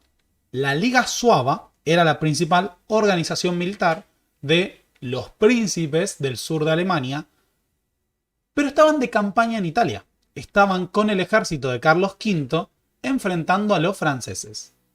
Entonces, durante lo que es el inicio de la Guerra de los Campesinos, no existía un aparato militar nobiliario a gran escala para aplastar a los rebeldes, porque los comandantes militares y sus ejércitos estaban luchando en Italia contra los franceses y participando de lo que va a ser la campaña de Pavía. Por lo tanto, acá, como dice Danilo, había una suerte de vacío de autoridad. No porque no hubiera autoridad, se reconocía que había una autoridad del Sacro Emperador Romano. Pero lo que había era falta de poder militar para aplastar a los rebeldes. Y dado que no los podían aplastar y solo tenían algunas tropas reducidas para defender sus posesiones, los señores en el sur de Alemania se ven superados. Los rebeldes toman fuerza y asaltan el poder señorial a gran escala. Y ojo con este asalto, porque muchos rebeldes, por ejemplo, no buscaban simple y llanamente la ruptura, sino que se organizan para llevar adelante exigencias contra los señores en tanto comunidades. O sea, lo que les planteaban es, vamos a negociar nuestros términos de ahora en adelante. Ustedes van a tener que aceptar los reclamos de las comunidades o vamos a quemar sus mansiones. Así, el movimiento campesino se extiende y se hace fuerte en todo el sur de Alemania. Y muchos espacios, por ejemplo, van a terminar asociados a movimientos urbanos, o sea, artesanos que se suman al levantamiento campesino, lo que genera una suerte de movimiento policlasista. Hay un caso muy particular de un príncipe que se pasa al bando de los campesinos. Es muy particular. Quiero recordar cómo se llamaba, porque adopta un título, que es, acá está, Ulrich Schmid. Ulrich Schmid, no, espera, pero también se llama Ulrich.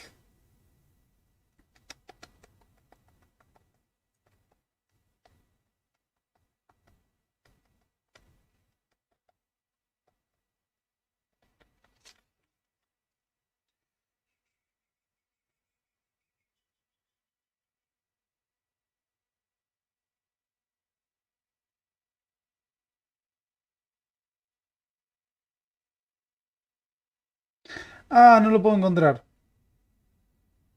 Estoy casi convencido de llamado Ulrich también. Bueno, hay un noble, hay un noble que se pasa al bando de los campesinos y se pone de apodo algo así como Johann el campesino pobre, pero un noble al cual Carlos V le había expropiado sus tierras y dijo, no, bueno, me paso al mando campesino. Porque sí, porque pintó.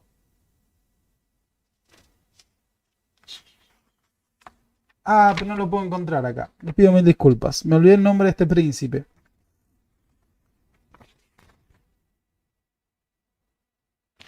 Bueno, la cuestión es que los campesinos se rebelan, empiezan a movilizarse a gran escala y esto se extiende y se conforman ejércitos y bandas armadas de campesinos por todo el espacio de el sur de Alemania.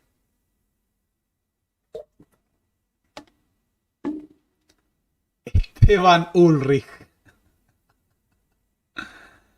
Así tenemos bandas armadas de campesinos que ahora se apropian de mansiones, de riquezas, de tierras y se proponen una refundación de la sociedad desde abajo, con el Bundschuh, el zapato, como uno de sus estandartes y símbolos.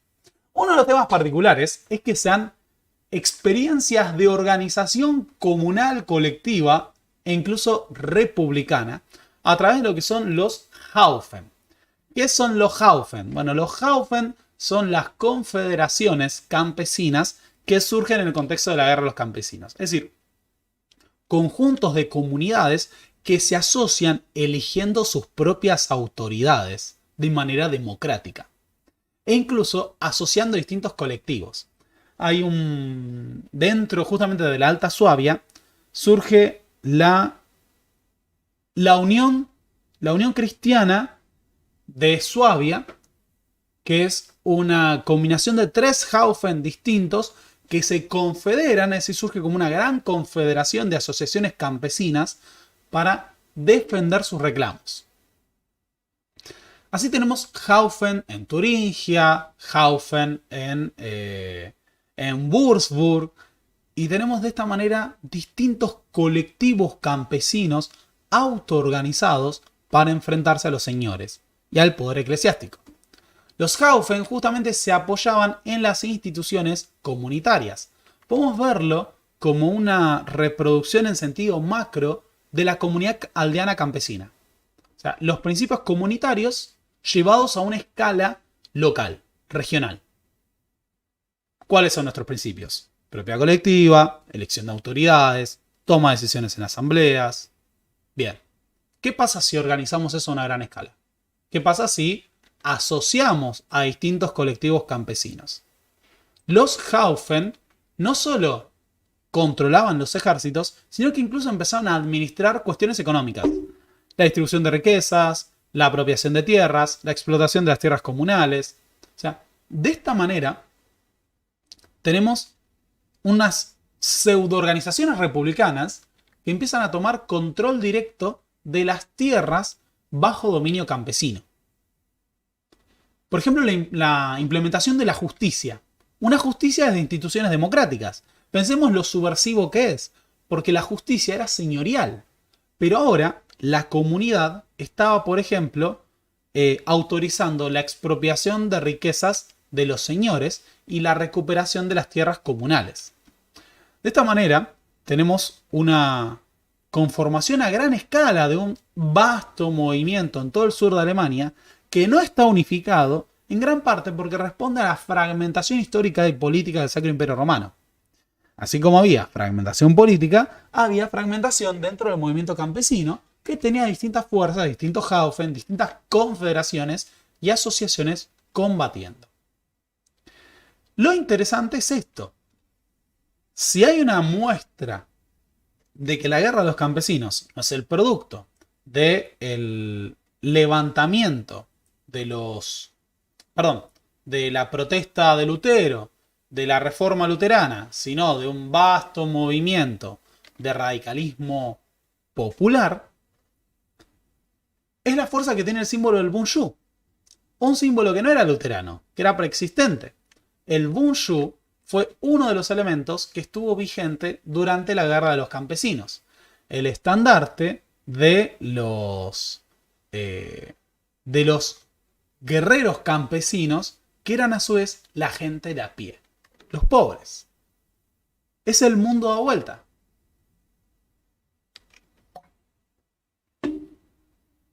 Uno de los puntos más interesantes de todo el proceso de la guerra de los campesinos es que, así como la guerra de los campesinos fue también consecuencia de la proliferación del debate público, del cuestionamiento de las autoridades, la lectura de manifiestos, de panfletos que atacaban al poder de la Iglesia Católica, que atacaban a la autoridad del Papa, que atacaban a los señores, también los campesinos en rebelión conformaron sus propios programas y sus propios discursos radicales como parte de la práctica de rebelión que estaban llevando adelante. Empezaron a circular lo que eran los artículos de quejas o las listas de agravios.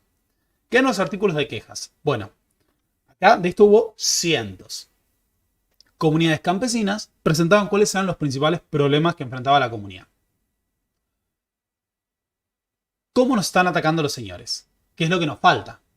No vamos a acceder a ciertos recursos, no tenemos ciertas libertades. Queremos, a su vez, tener poder y toma de decisiones sobre asuntos de la vida política, sobre asuntos de la vida religiosa. La lista de agravios era, por ejemplo, la lista de crímenes de los señores. Piénsenlo de esta manera, la lista de los crímenes de las clases dominantes. ¿No? ¿Qué abusos han cometido los señores contra los campesinos? ¿Bien? Bueno, de esta manera se da una enorme producción literaria de manifiestos, artículos que circulan en toda la región y que son el sustento ideológico, discursivo de los reclamos campesinos. Una larga historia de opresión por parte de los señores que ahora está experimentando un proceso de justicia. La comunidad está saliendo a reclamar a los señores por todo lo que han hecho. En Suabia, justamente, el Haufen, la asociación de Haufen, que fue la unión de los cristianos de Suabia, va a elaborar una síntesis que va a ser conocido como los 12 artículos de los campesinos. Es decir, 12 puntos, 12 consignas, 12 banderas que sintetizan y definen la causa de los campesinos en rebelión. Los 12 artículos de los campesinos son uno de los manifiestos del radicalismo popular más importantes de la Edad Moderna.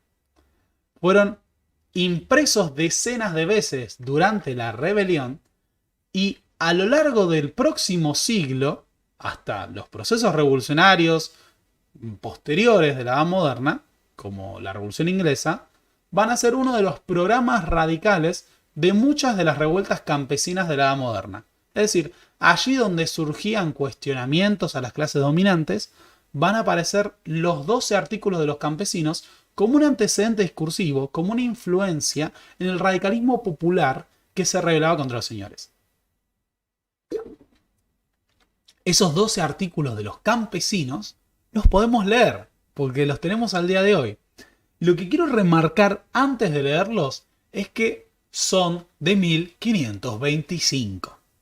Lo que estamos por leer tiene casi 500 años.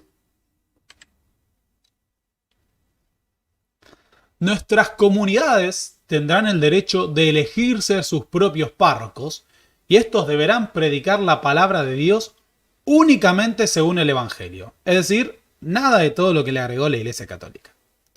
No pagarán más que los diezmos en especie que sirvan al sustento de los párrocos.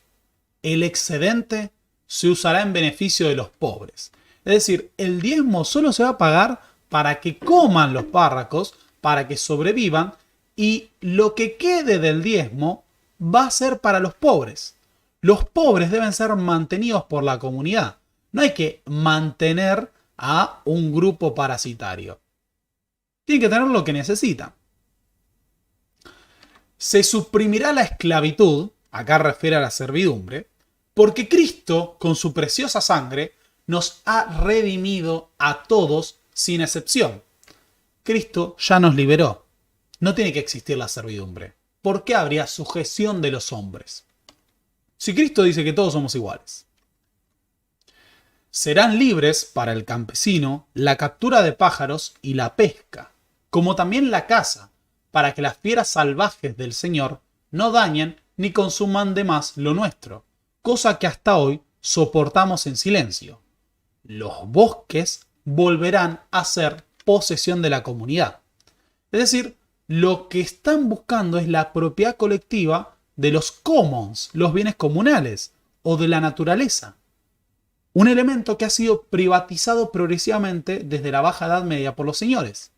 La apropiación de los bosques, de los animales, por parte de señores y monarcas, va en detrimento de la población. Es la posibilidad de los campesinos, por ejemplo, de consumir proteínas, la carne, el pescado. Acá lo que están diciendo es, el bosque, la naturaleza, es de propiedad colectiva, es de todos. Va a ser recuperado por la comunidad. No seremos obligados a prestar mayores prestaciones personales que nuestros antepasados. Tales prestaciones se fijarán por medio de un contrato preciso entre el señor y los súbditos y ya no tendrá lugar el árbitro injusto. Es decir, no vamos a ser obligados a nuevas cargas. No, esto de imponer nuevas cargas, nuevos derechos de los señores sobre el campesino, se terminó. Solo vamos a estar sujetos a las mismas cargas que nuestros antepasados y todo esto se va a tipificar mediante un contrato. Pensemos, por favor, que estamos hablando del siglo XVI y en medio del poder señorial, en medio de la autoridad del señor, que monopoliza el poder jurídico y político, que tiene el poder sobre los hombres y la tierra, lo que le están diciendo es, las cargas van a ser el producto de un contrato entre las comunidades y los señores. El tributo de los bienes feudales será establecido sobre bases más equitativas para que no suceda que trabajamos las tierras sin ninguna ventaja. Bases más equitativas, justicia, y si quieren díganle justicia social. No puede ser que trabajemos sin obtener beneficios. Se observarán las buenas leyes antiguas y no se harán nuevas arbitrariamente. ¿Por qué están diciendo esto? Porque gran parte del proceso de la modernidad que se está produciendo es la implantación del derecho romano. ¿Qué establecía el derecho romano? La propiedad privada.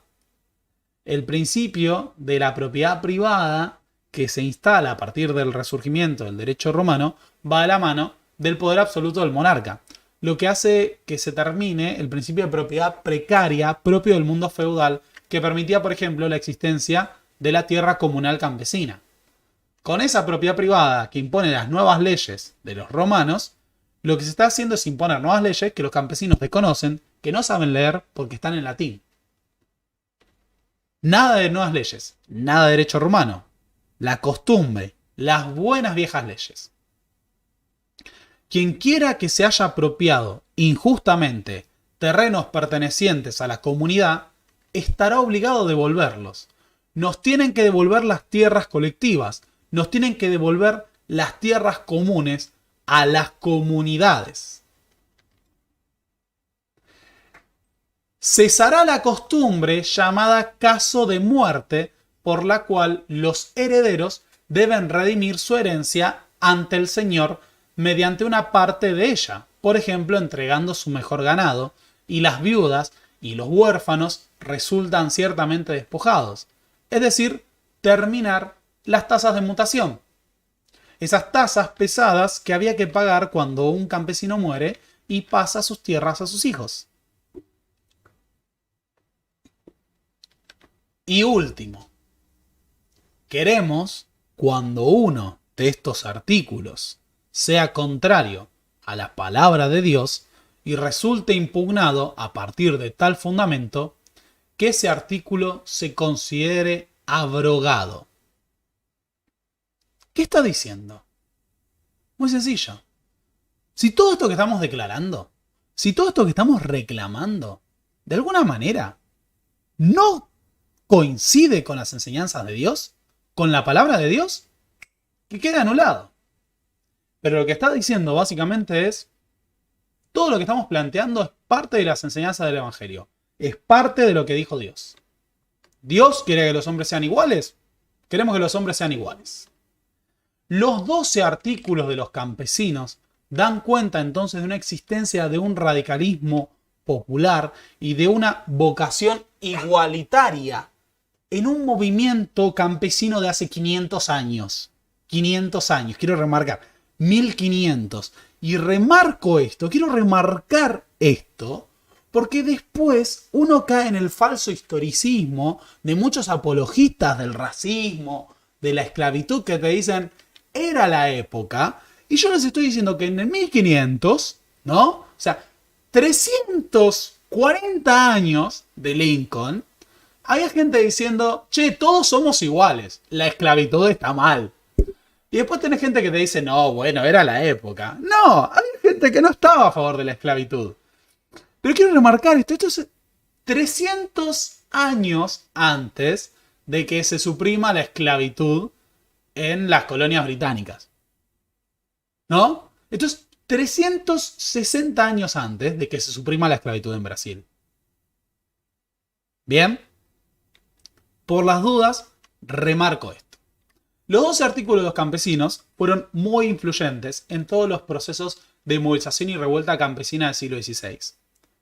Pero entre los predicadores hay que destacar la figura de Thomas Müntzer. Ah, casi me olvido. Hay un campesino, esto lo recoge Thomas Brady. Hay un campesino que declara: no es que queramos ser completamente libres ni carecer de autoridad, porque no es el deseo de Dios. Gustosamente obedeceríamos a nuestros gobernantes electos y designados, a quienes se nos ha ordenado obedecer en medidas razonables y cristianas. ¿Sí? No estamos yendo a que no haya autoridad, pero tienen que ser electos y razonados nuestros gobernantes. De entre todo este cúmulo de rebelión social y radicalismo, aparece, por ejemplo, ahora sí, el predicador Thomas Müntzer. Thomas Müntzer fue un teólogo radical, apocalíptico, que planteaba que venía el fin de los tiempos y era necesario que los elegidos aseguraran la salvación. Los elegidos no iban a ser los miembros del clero. Los elegidos no iban a ser los papistas. Los elegidos no iban a ser los doctores. Los elegidos que iban a salvar a la cristiandad eran los humildes. Thomas Müntzer va a tener una prédica radical que obtiene un enorme apoyo popular. Iba por ahí conformando, ¿cómo era? Comunidades, comunidades no. Son grupos, no quiero decir sectas porque no es sectas la palabra que usa. Grupos de elegidos que tenían el objetivo de ir predicando estas enseñanzas entre las comunidades y defender la salvación. El símbolo de los seguidores de Thomas Müntzer era el arco iris, porque sintetizaba la amistad, la alianza entre Dios y los hombres. Así, la prédica de Thomas Müntzer se convierte en un movimiento de miles de seguidores que lo apoyan y lo siguen hacia el objetivo de construir, en esta perspectiva de que el mundo se termina, la sociedad de los elegidos, una sociedad igualitaria. Esa prédica de Müntzer va a ser sumamente radical y, por lo tanto, también la vamos a leer, porque es muy rica.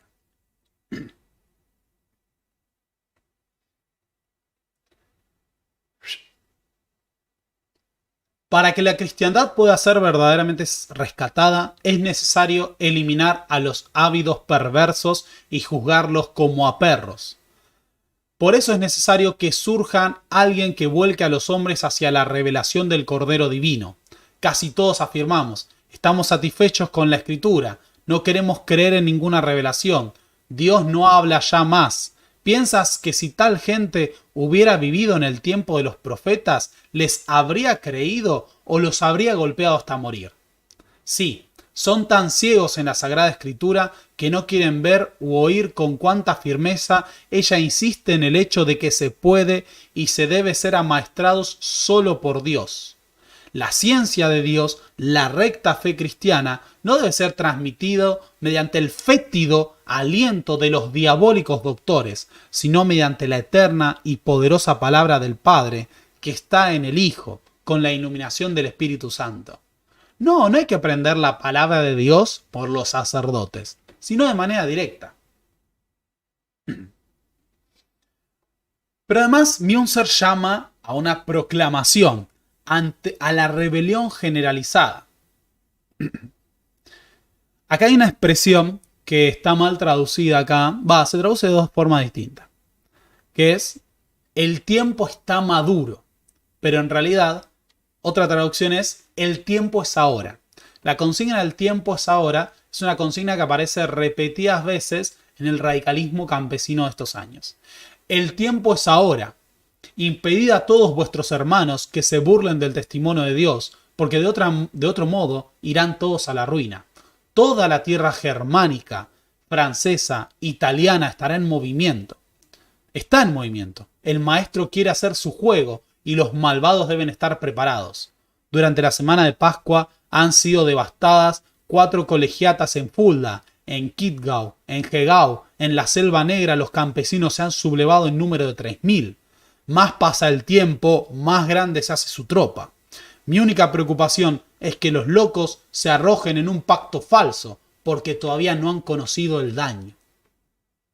Aunque fueseis solo 3 que tenéis fe en Dios y buscáis su nombre y su gloria, no tendráis miedo de 100.000. Y ahora, arriba, arriba, ha llegado la hora. Los malvados están manifiestamente abatidos como perros. Incitad a vuestros hermanos a llegar a un acuerdo y dar una prueba a su movimiento. Esto es, por otra parte, sumamente necesario. Arriba, arriba, no os dejéis enternecer, no hagáis caso de los lamentos de los impíos. Ellos os rogarán así, amigablemente, gritarán y llorarán como niños. No os apiadéis, tal como Dios ha ordenado por boca de Moisés. Despertad a las aldeas, ciudades y particularmente a los muchachos mineros y otros jóvenes bravos que presentarán con gusto su ayuda. No debemos dormir por más tiempo. Arriba, hasta que el fuego arda. No dejéis enfriar vuestras espadas. No los dejéis inerte. Golpead sobre el yunque de Nimrod. Aterrorizad su torre. Mientras vivan, es imposible que os liberéis del temor humano. Nadie puede hablarles de Dios mientras ellos los tengan sometidos bajo su dominio. Arriba, porque ha llegado vuestro día. Dios camina delante de vosotros. Seguidlo. Por eso no se dejen intimidar. Dios está con vosotros como está escrito. Dios dice lo siguiente: no temáis, no os espantéis por esta gran multitud, porque esta guerra no os pertenece, sino más bien a Dios. No tenéis que combatir por este asunto. Presentaos no obstante y permaneced firmes. Veréis que el Señor hará por vosotros vuestra salvación. Haced vosotros lo mismo, y en el nombre de Dios que os fortifique la verdadera fe, sin miedo de los hombres. Amén. Esto es tremendo. Quiero remarcar que lo que sigue tiene 500 años. El charco aspestoso del que surge la usura, el hurto y el robo son nuestros señores y príncipes. Hacen de todas las criaturas su propiedad. El pez en el agua, el pájaro en el aire, la planta en la tierra. Todo debe ser suyo. Luego proclaman los mandamientos de Dios entre los pobres y dicen: no robarás. A todos oprimen, al pobre campesino, al artesano lo desollan y raspan. O sea, fíjense esto. El charco apestoso del que surge la usura, el hurto y el robo son nuestros señores y príncipes. O sea, los que crearon el robo son las clases dominantes que se apropiaron de la tierra, de los animales y de la voluntad de los hombres. Omnia sunt communia. Todos los bienes deben ser comunes y deben distribuirse a cada uno de acuerdo con sus necesidades según lo requiera la ocasión. ¿Dónde leí esto? ¿De dónde me viene la mente? Ah, cierto. They are the same picture. Quiero remarcar esto. Todos los bienes deben ser comunes y deben distribuirse a cada uno de acuerdo con sus necesidades, según lo requiera la ocasión. Thomas Müntzer prácticamente está defendiendo una forma de comunismo primitivo. Omnia sunt communia quiere decir todo es de todos. Dios ya no tolerará a los señores temporales. Se ha terminado el poder de las autoridades en la tierra. Vamos a construir una sociedad igualitaria. Así que Thomas Müntzer escribió esto hace 500 años, hace 5 siglos. Estaba diciendo todo es de todos. Omnia sunt communia, todo es de todos, era la frase de las banderas de las tropas de Thomas Müntzer en su rebelión contra los señores, junto al símbolo del arco iris. Las representaciones que hicieron los propios campesinos, fíjense, muestran a los ejércitos campesinos iluminados por la luz de Dios, atacando a los señores, a los sacerdotes y al Papa. Está el Papa ahí. Y fíjense que un campesino señala hacia el cielo, mientras otro se lanza con su espada sobre el Papa y señala a Dios. Dios nos está apoyando en este ataque contra los falsos profetas, contra los doctores, contra aquellos que han engañado a los cristianos. La rebelión campesina, entonces, se apoyó en un programa radical, en una multiplicidad de programas radicales, en la prédica de estos radicales religiosos como Thomas Müntzer. Pero además, un tema interesante con los Haufen campesinos es que imitaban las asociaciones de la nobleza. ¿En qué sentido? Así como las ligas campesinas, las ligas de los nobles digamos, formaban alianzas mediante juramentos para defender causas, para ir a distintas guerras, los campesinos se juramentaban ante sus propios Haufen, ante sus propias asociaciones y confederaciones campesinas. Es decir, había como una idea de unidad, incluso obligaban a los señores a jurar sobre los artículos de los campesinos. Era el mundo dado vuelta. Ejércitos campesinos atacando las mansiones señoriales, saqueando sus bienes, saqueando sus riquezas, apropiándose por mano propia. Y acá está diciendo Alberto Estrella, esto se va a poner feo. Y sí, se tiene que poner feo. Así, los ataques de los campesinos permitieron, digamos, destruir durante meses el poder de los señores en Alemania, mientras ante la impotencia de no disponer sus ejércitos eran acorralados por estas multitudes armadas de forma improvisada para atacar las fortalezas y las mansiones. Llevaron adelante asesinatos de señores, ajusticiamientos, expropiaciones, confiscaciones, los obligaban a juramentar. Los campesinos, durante los primeros meses de 1525, estaban dominando el espacio de Alemania.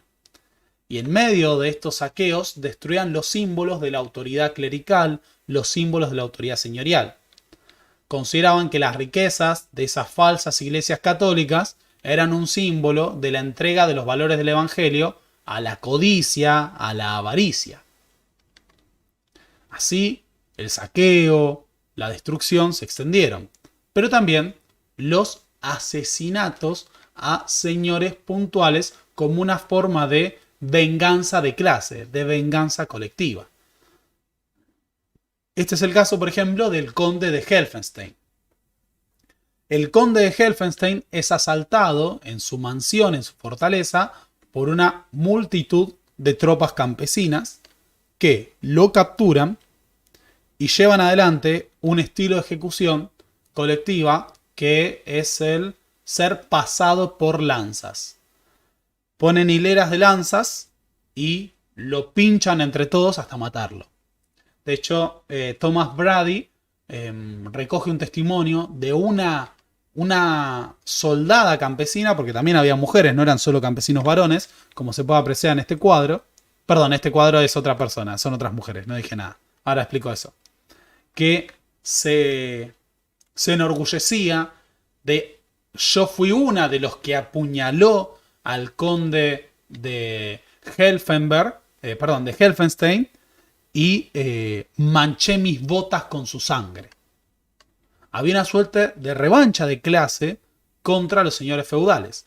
Al punto era la revancha de clase que las mujeres de los señores eran violadas en frente de ellos por los soldados campesinos como una forma de justicia por el derecho de pernada, es decir, el derecho que tenían los señores a acceder a las mujeres de los campesinos.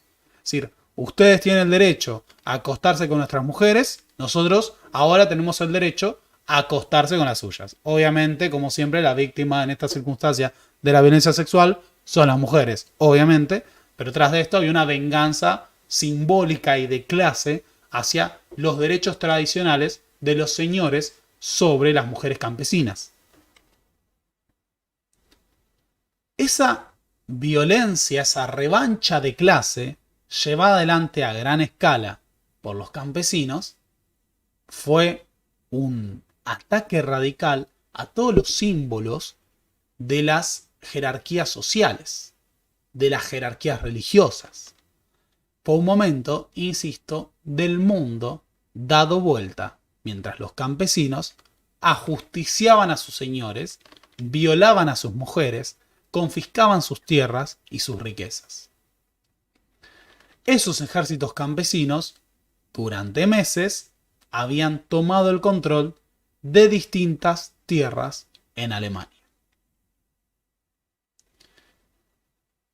Todo esto fue posible porque los principales ejércitos de la Liga Suaba estaban movilizados en las guerras italianas. Es decir, la capacidad militar para destruir a los campesinos estaba siendo utilizada para enfrentar a los franceses. Pero en 1525, los ejércitos de Carlos V derrotan a Francisco I y lo capturan en la crucial batalla de Pavía, una de las batallas más importantes, si no la batalla más importante de las guerras italianas.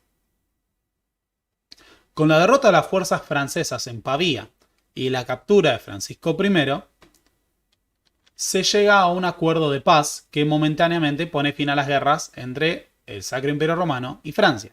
Después van a volver a pelear.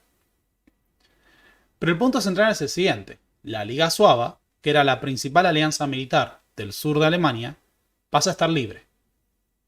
Las fuerzas de la Liga Suaba se enteran de las noticias, de los saqueos, de los asesinatos de los campesinos y movilizan sus fuerzas para una dura represión. El propio Martín Lutero toma contacto de lo que está ocurriendo en Alemania. En un primer momento, Lutero se muestra indulgente con los campesinos porque plantea que sus reclamos son justos, que es cierto que muchos de sus reclamos tienen base en el Evangelio. Pero ¿cuál es el problema con la Reforma Luterana? Que la Reforma Luterana tenía su principal base de apoyo en los príncipes. Y de repente, los campesinos estaban atacando a la estructura del poder clerical. Perdón, a la estructura del poder señorial. Un planteo que hace Thomas Brady en A Revolution of the Common Man es que el planteo de la reforma anticlerical de parte de los campesinos y la destrucción de la autoridad clerical era realista, pero que la destrucción del poder señorial no lo era. O sea, el planteo de Thomas Brady es que si los campesinos hubieran atacado únicamente a la autoridad clerical, posiblemente hubieran tenido más apoyo. Pero al atacar también a la autoridad terrenal, chocaron justamente con la reforma moderada de Lutero, que era abrazada por los príncipes protestantes. A ver, los príncipes protestantes se oponían al poder del Papa. Muy bien. En eso estaban enfrentados a los príncipes católicos. Pero cuestionar el poder señorial te pone en contra a los príncipes protestantes y a los príncipes católicos. E incluso al propio Lutero, que frente a los ataques de los campesinos va a terminar diciendo que usan el santo evangelio en vano, que mancillan el evangelio diciendo que justifica sus crímenes, que solo les interesan las tierras y los bienes terrenales. Sí, porque claro, se están muriendo de hambre, por eso quieren eso. Y que por lo tanto, queridos señores, liberad, salvad, ayudad y tened misericordia de la pobre gente, pero matad, degollad, estrangulad cuando podáis, y si haciéndolos os sobreviene la muerte, bien por vosotros. No podéis encontrar muerte más santa, porque moriréis en obediencia a la palabra y a la orden de Dios, y en servicio de la caridad, para salvar a vuestro prójimo del infierno y de los lazos del demonio. Y si alguien juzga todo esto demasiado duro, piense que la sedición es algo insoportable y que en cualquier momento es necesario esperar la catástrofe del mundo.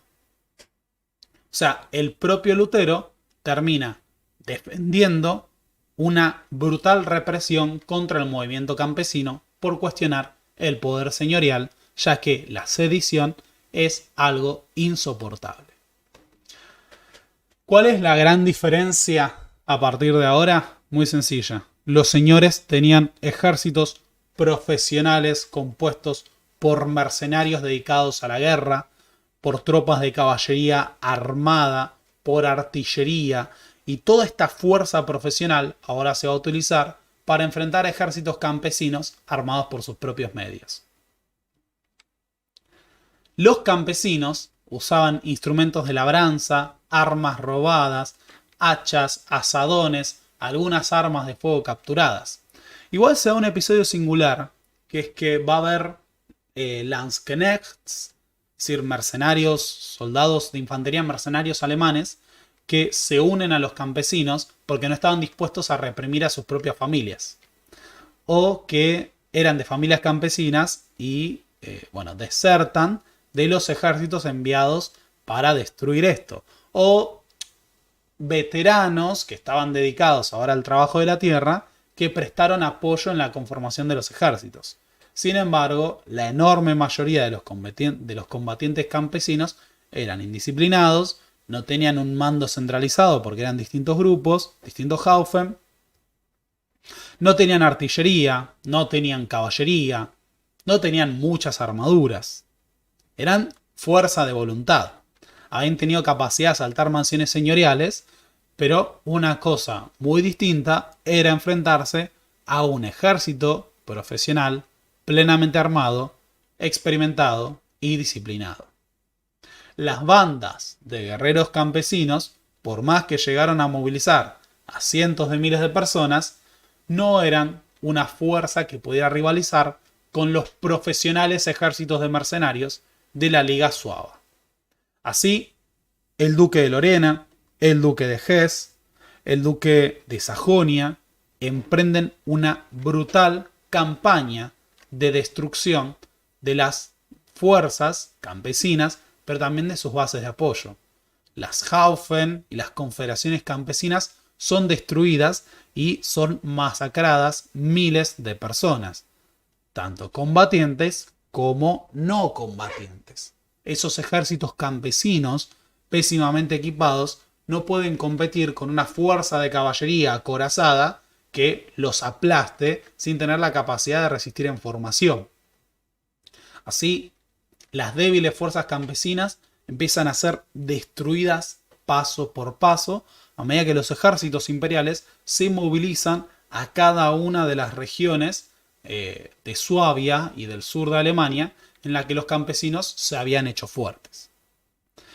El enfrentamiento más importante, además de las resistencias, hay una serie de asedios brutales como, los campesinos habían tomado algunas ciudades y en el proceso de tomar ciertas ciudades se habían demostrado muy capaces de rodear un sitio y con superioridad numérica rendirlo. Pero, por ejemplo, las tropas de la Liga Suaba llegan a Nerkarsum, donde estaba una fuerza campesina atrincherada, y bombardean la ciudad con artillería pesada, destruyen sus defensas y después masacran a los defensores.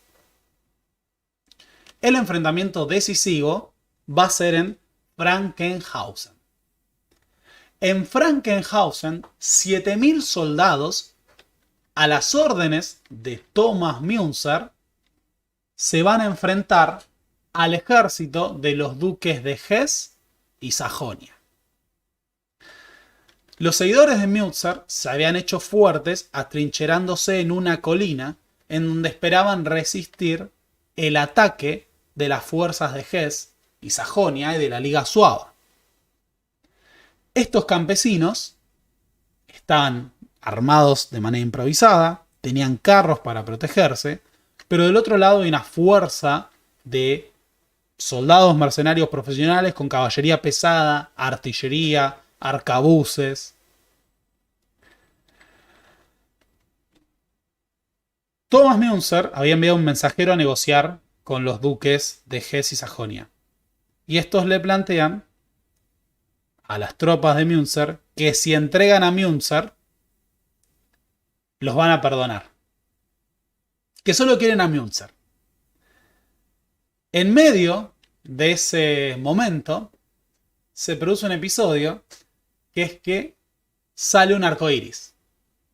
Un arco iris se muestra en el cielo y los seguidores de Münzer toman ese arco iris como una señal de que Dios está de su lado.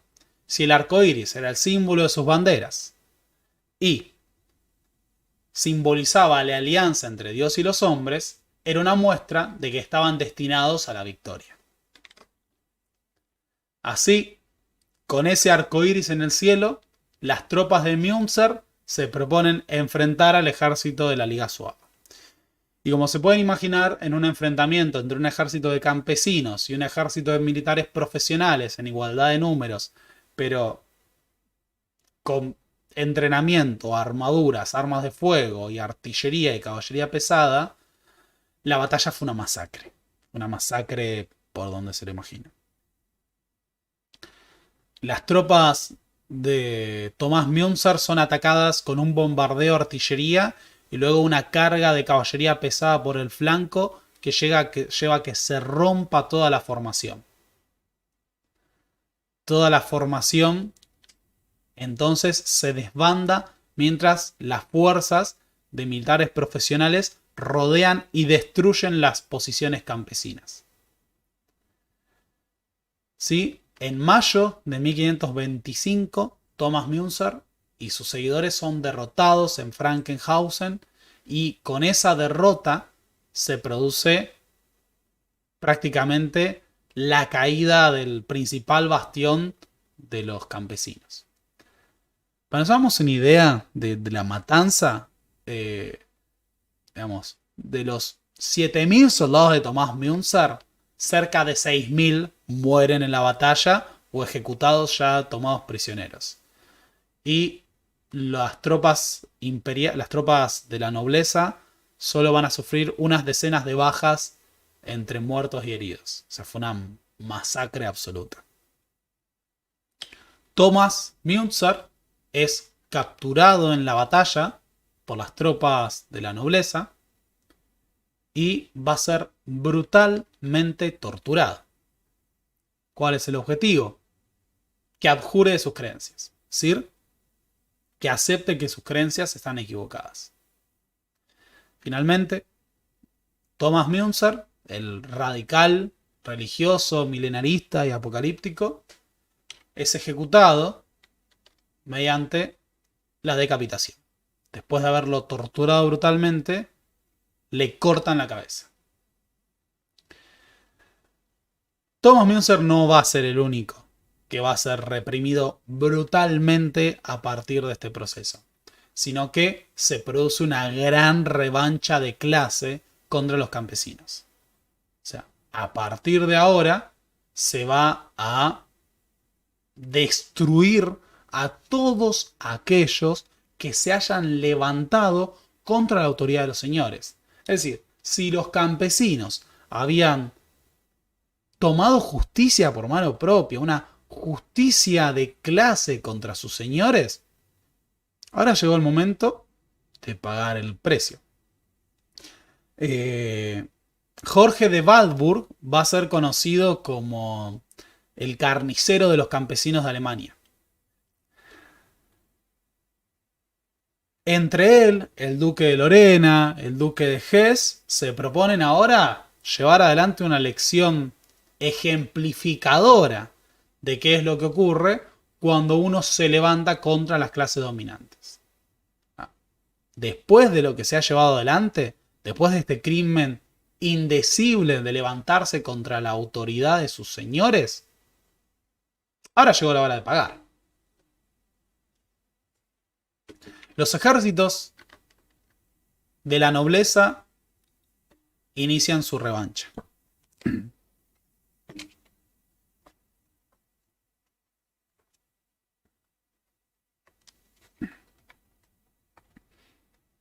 George von Waldburg, general de la Liga Suaba, aniquiló a los campesinos en luchas dispersas. El movimiento de Turingia fue roto por el poder unido de los duques de Sajonia y de Brunswick y el landgrave de Hesse. El margrave de Brandeburgo, el duque de Lorena y otros dirigentes se unieron contra las ciudades y los campesinos rebeldes. Casi en todas partes la revolución había sido sangrientamente aplastada o se habría apagado a mediados del verano, excepto en Salzburgo y especialmente en Tirol, una de las posesiones del hermano del emperador, el archiduque Fernando, donde continuó hasta el verano del año siguiente. La muerte, la destrucción y horribles represalias acompañaron a la derrota de los campesinos. En Savern, el duque de Lorena, en batalla contra los insurgentes alsacianos, mató a 20.000 hombres. Comunidades enteras fueron masacradas y las villas quemadas. Los dirigentes y sus seguidores fueron torturados, decapitados y muertos en la hoguera. Cientos de rebeldes fueron cegados, es decir, les sacaron los ojos, a otros se les cortaron los dedos, infinidad fueron ejecutados sumariamente, multas y confiscaciones fueron un castigo de rutina.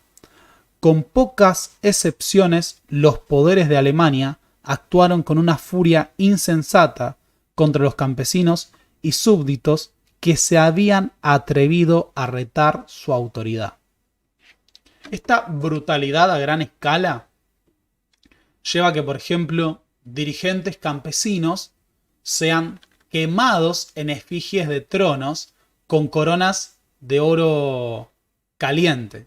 O sea, los ponían en tronos como diciendo te sentías que eras el rey y los prendían fuego. En el caso de los que asesinaron al conde de Heffenstein, los van a cocinar. No los queman en la hoguera. Quiero remarcar esto. No es que los prenden fuego. Los cocinan a fuego lento. O sea, los quemaron, los cocinaron a fuego lento para que tarden horas en morir. Eso debe haber sido espantoso. O sea, no me puedo imaginar el dolor que debe haber sido esto. Durante la represión, 100.000 personas fueron asesinadas. 100.000. Esto es una traducción de Thomas Brady porque está en inglés. Esto lo hice yo. En junio, el margrave Casimiro de Brandenburgo-Ansbach llevó adelante una brutal represalia al este de Sajonia.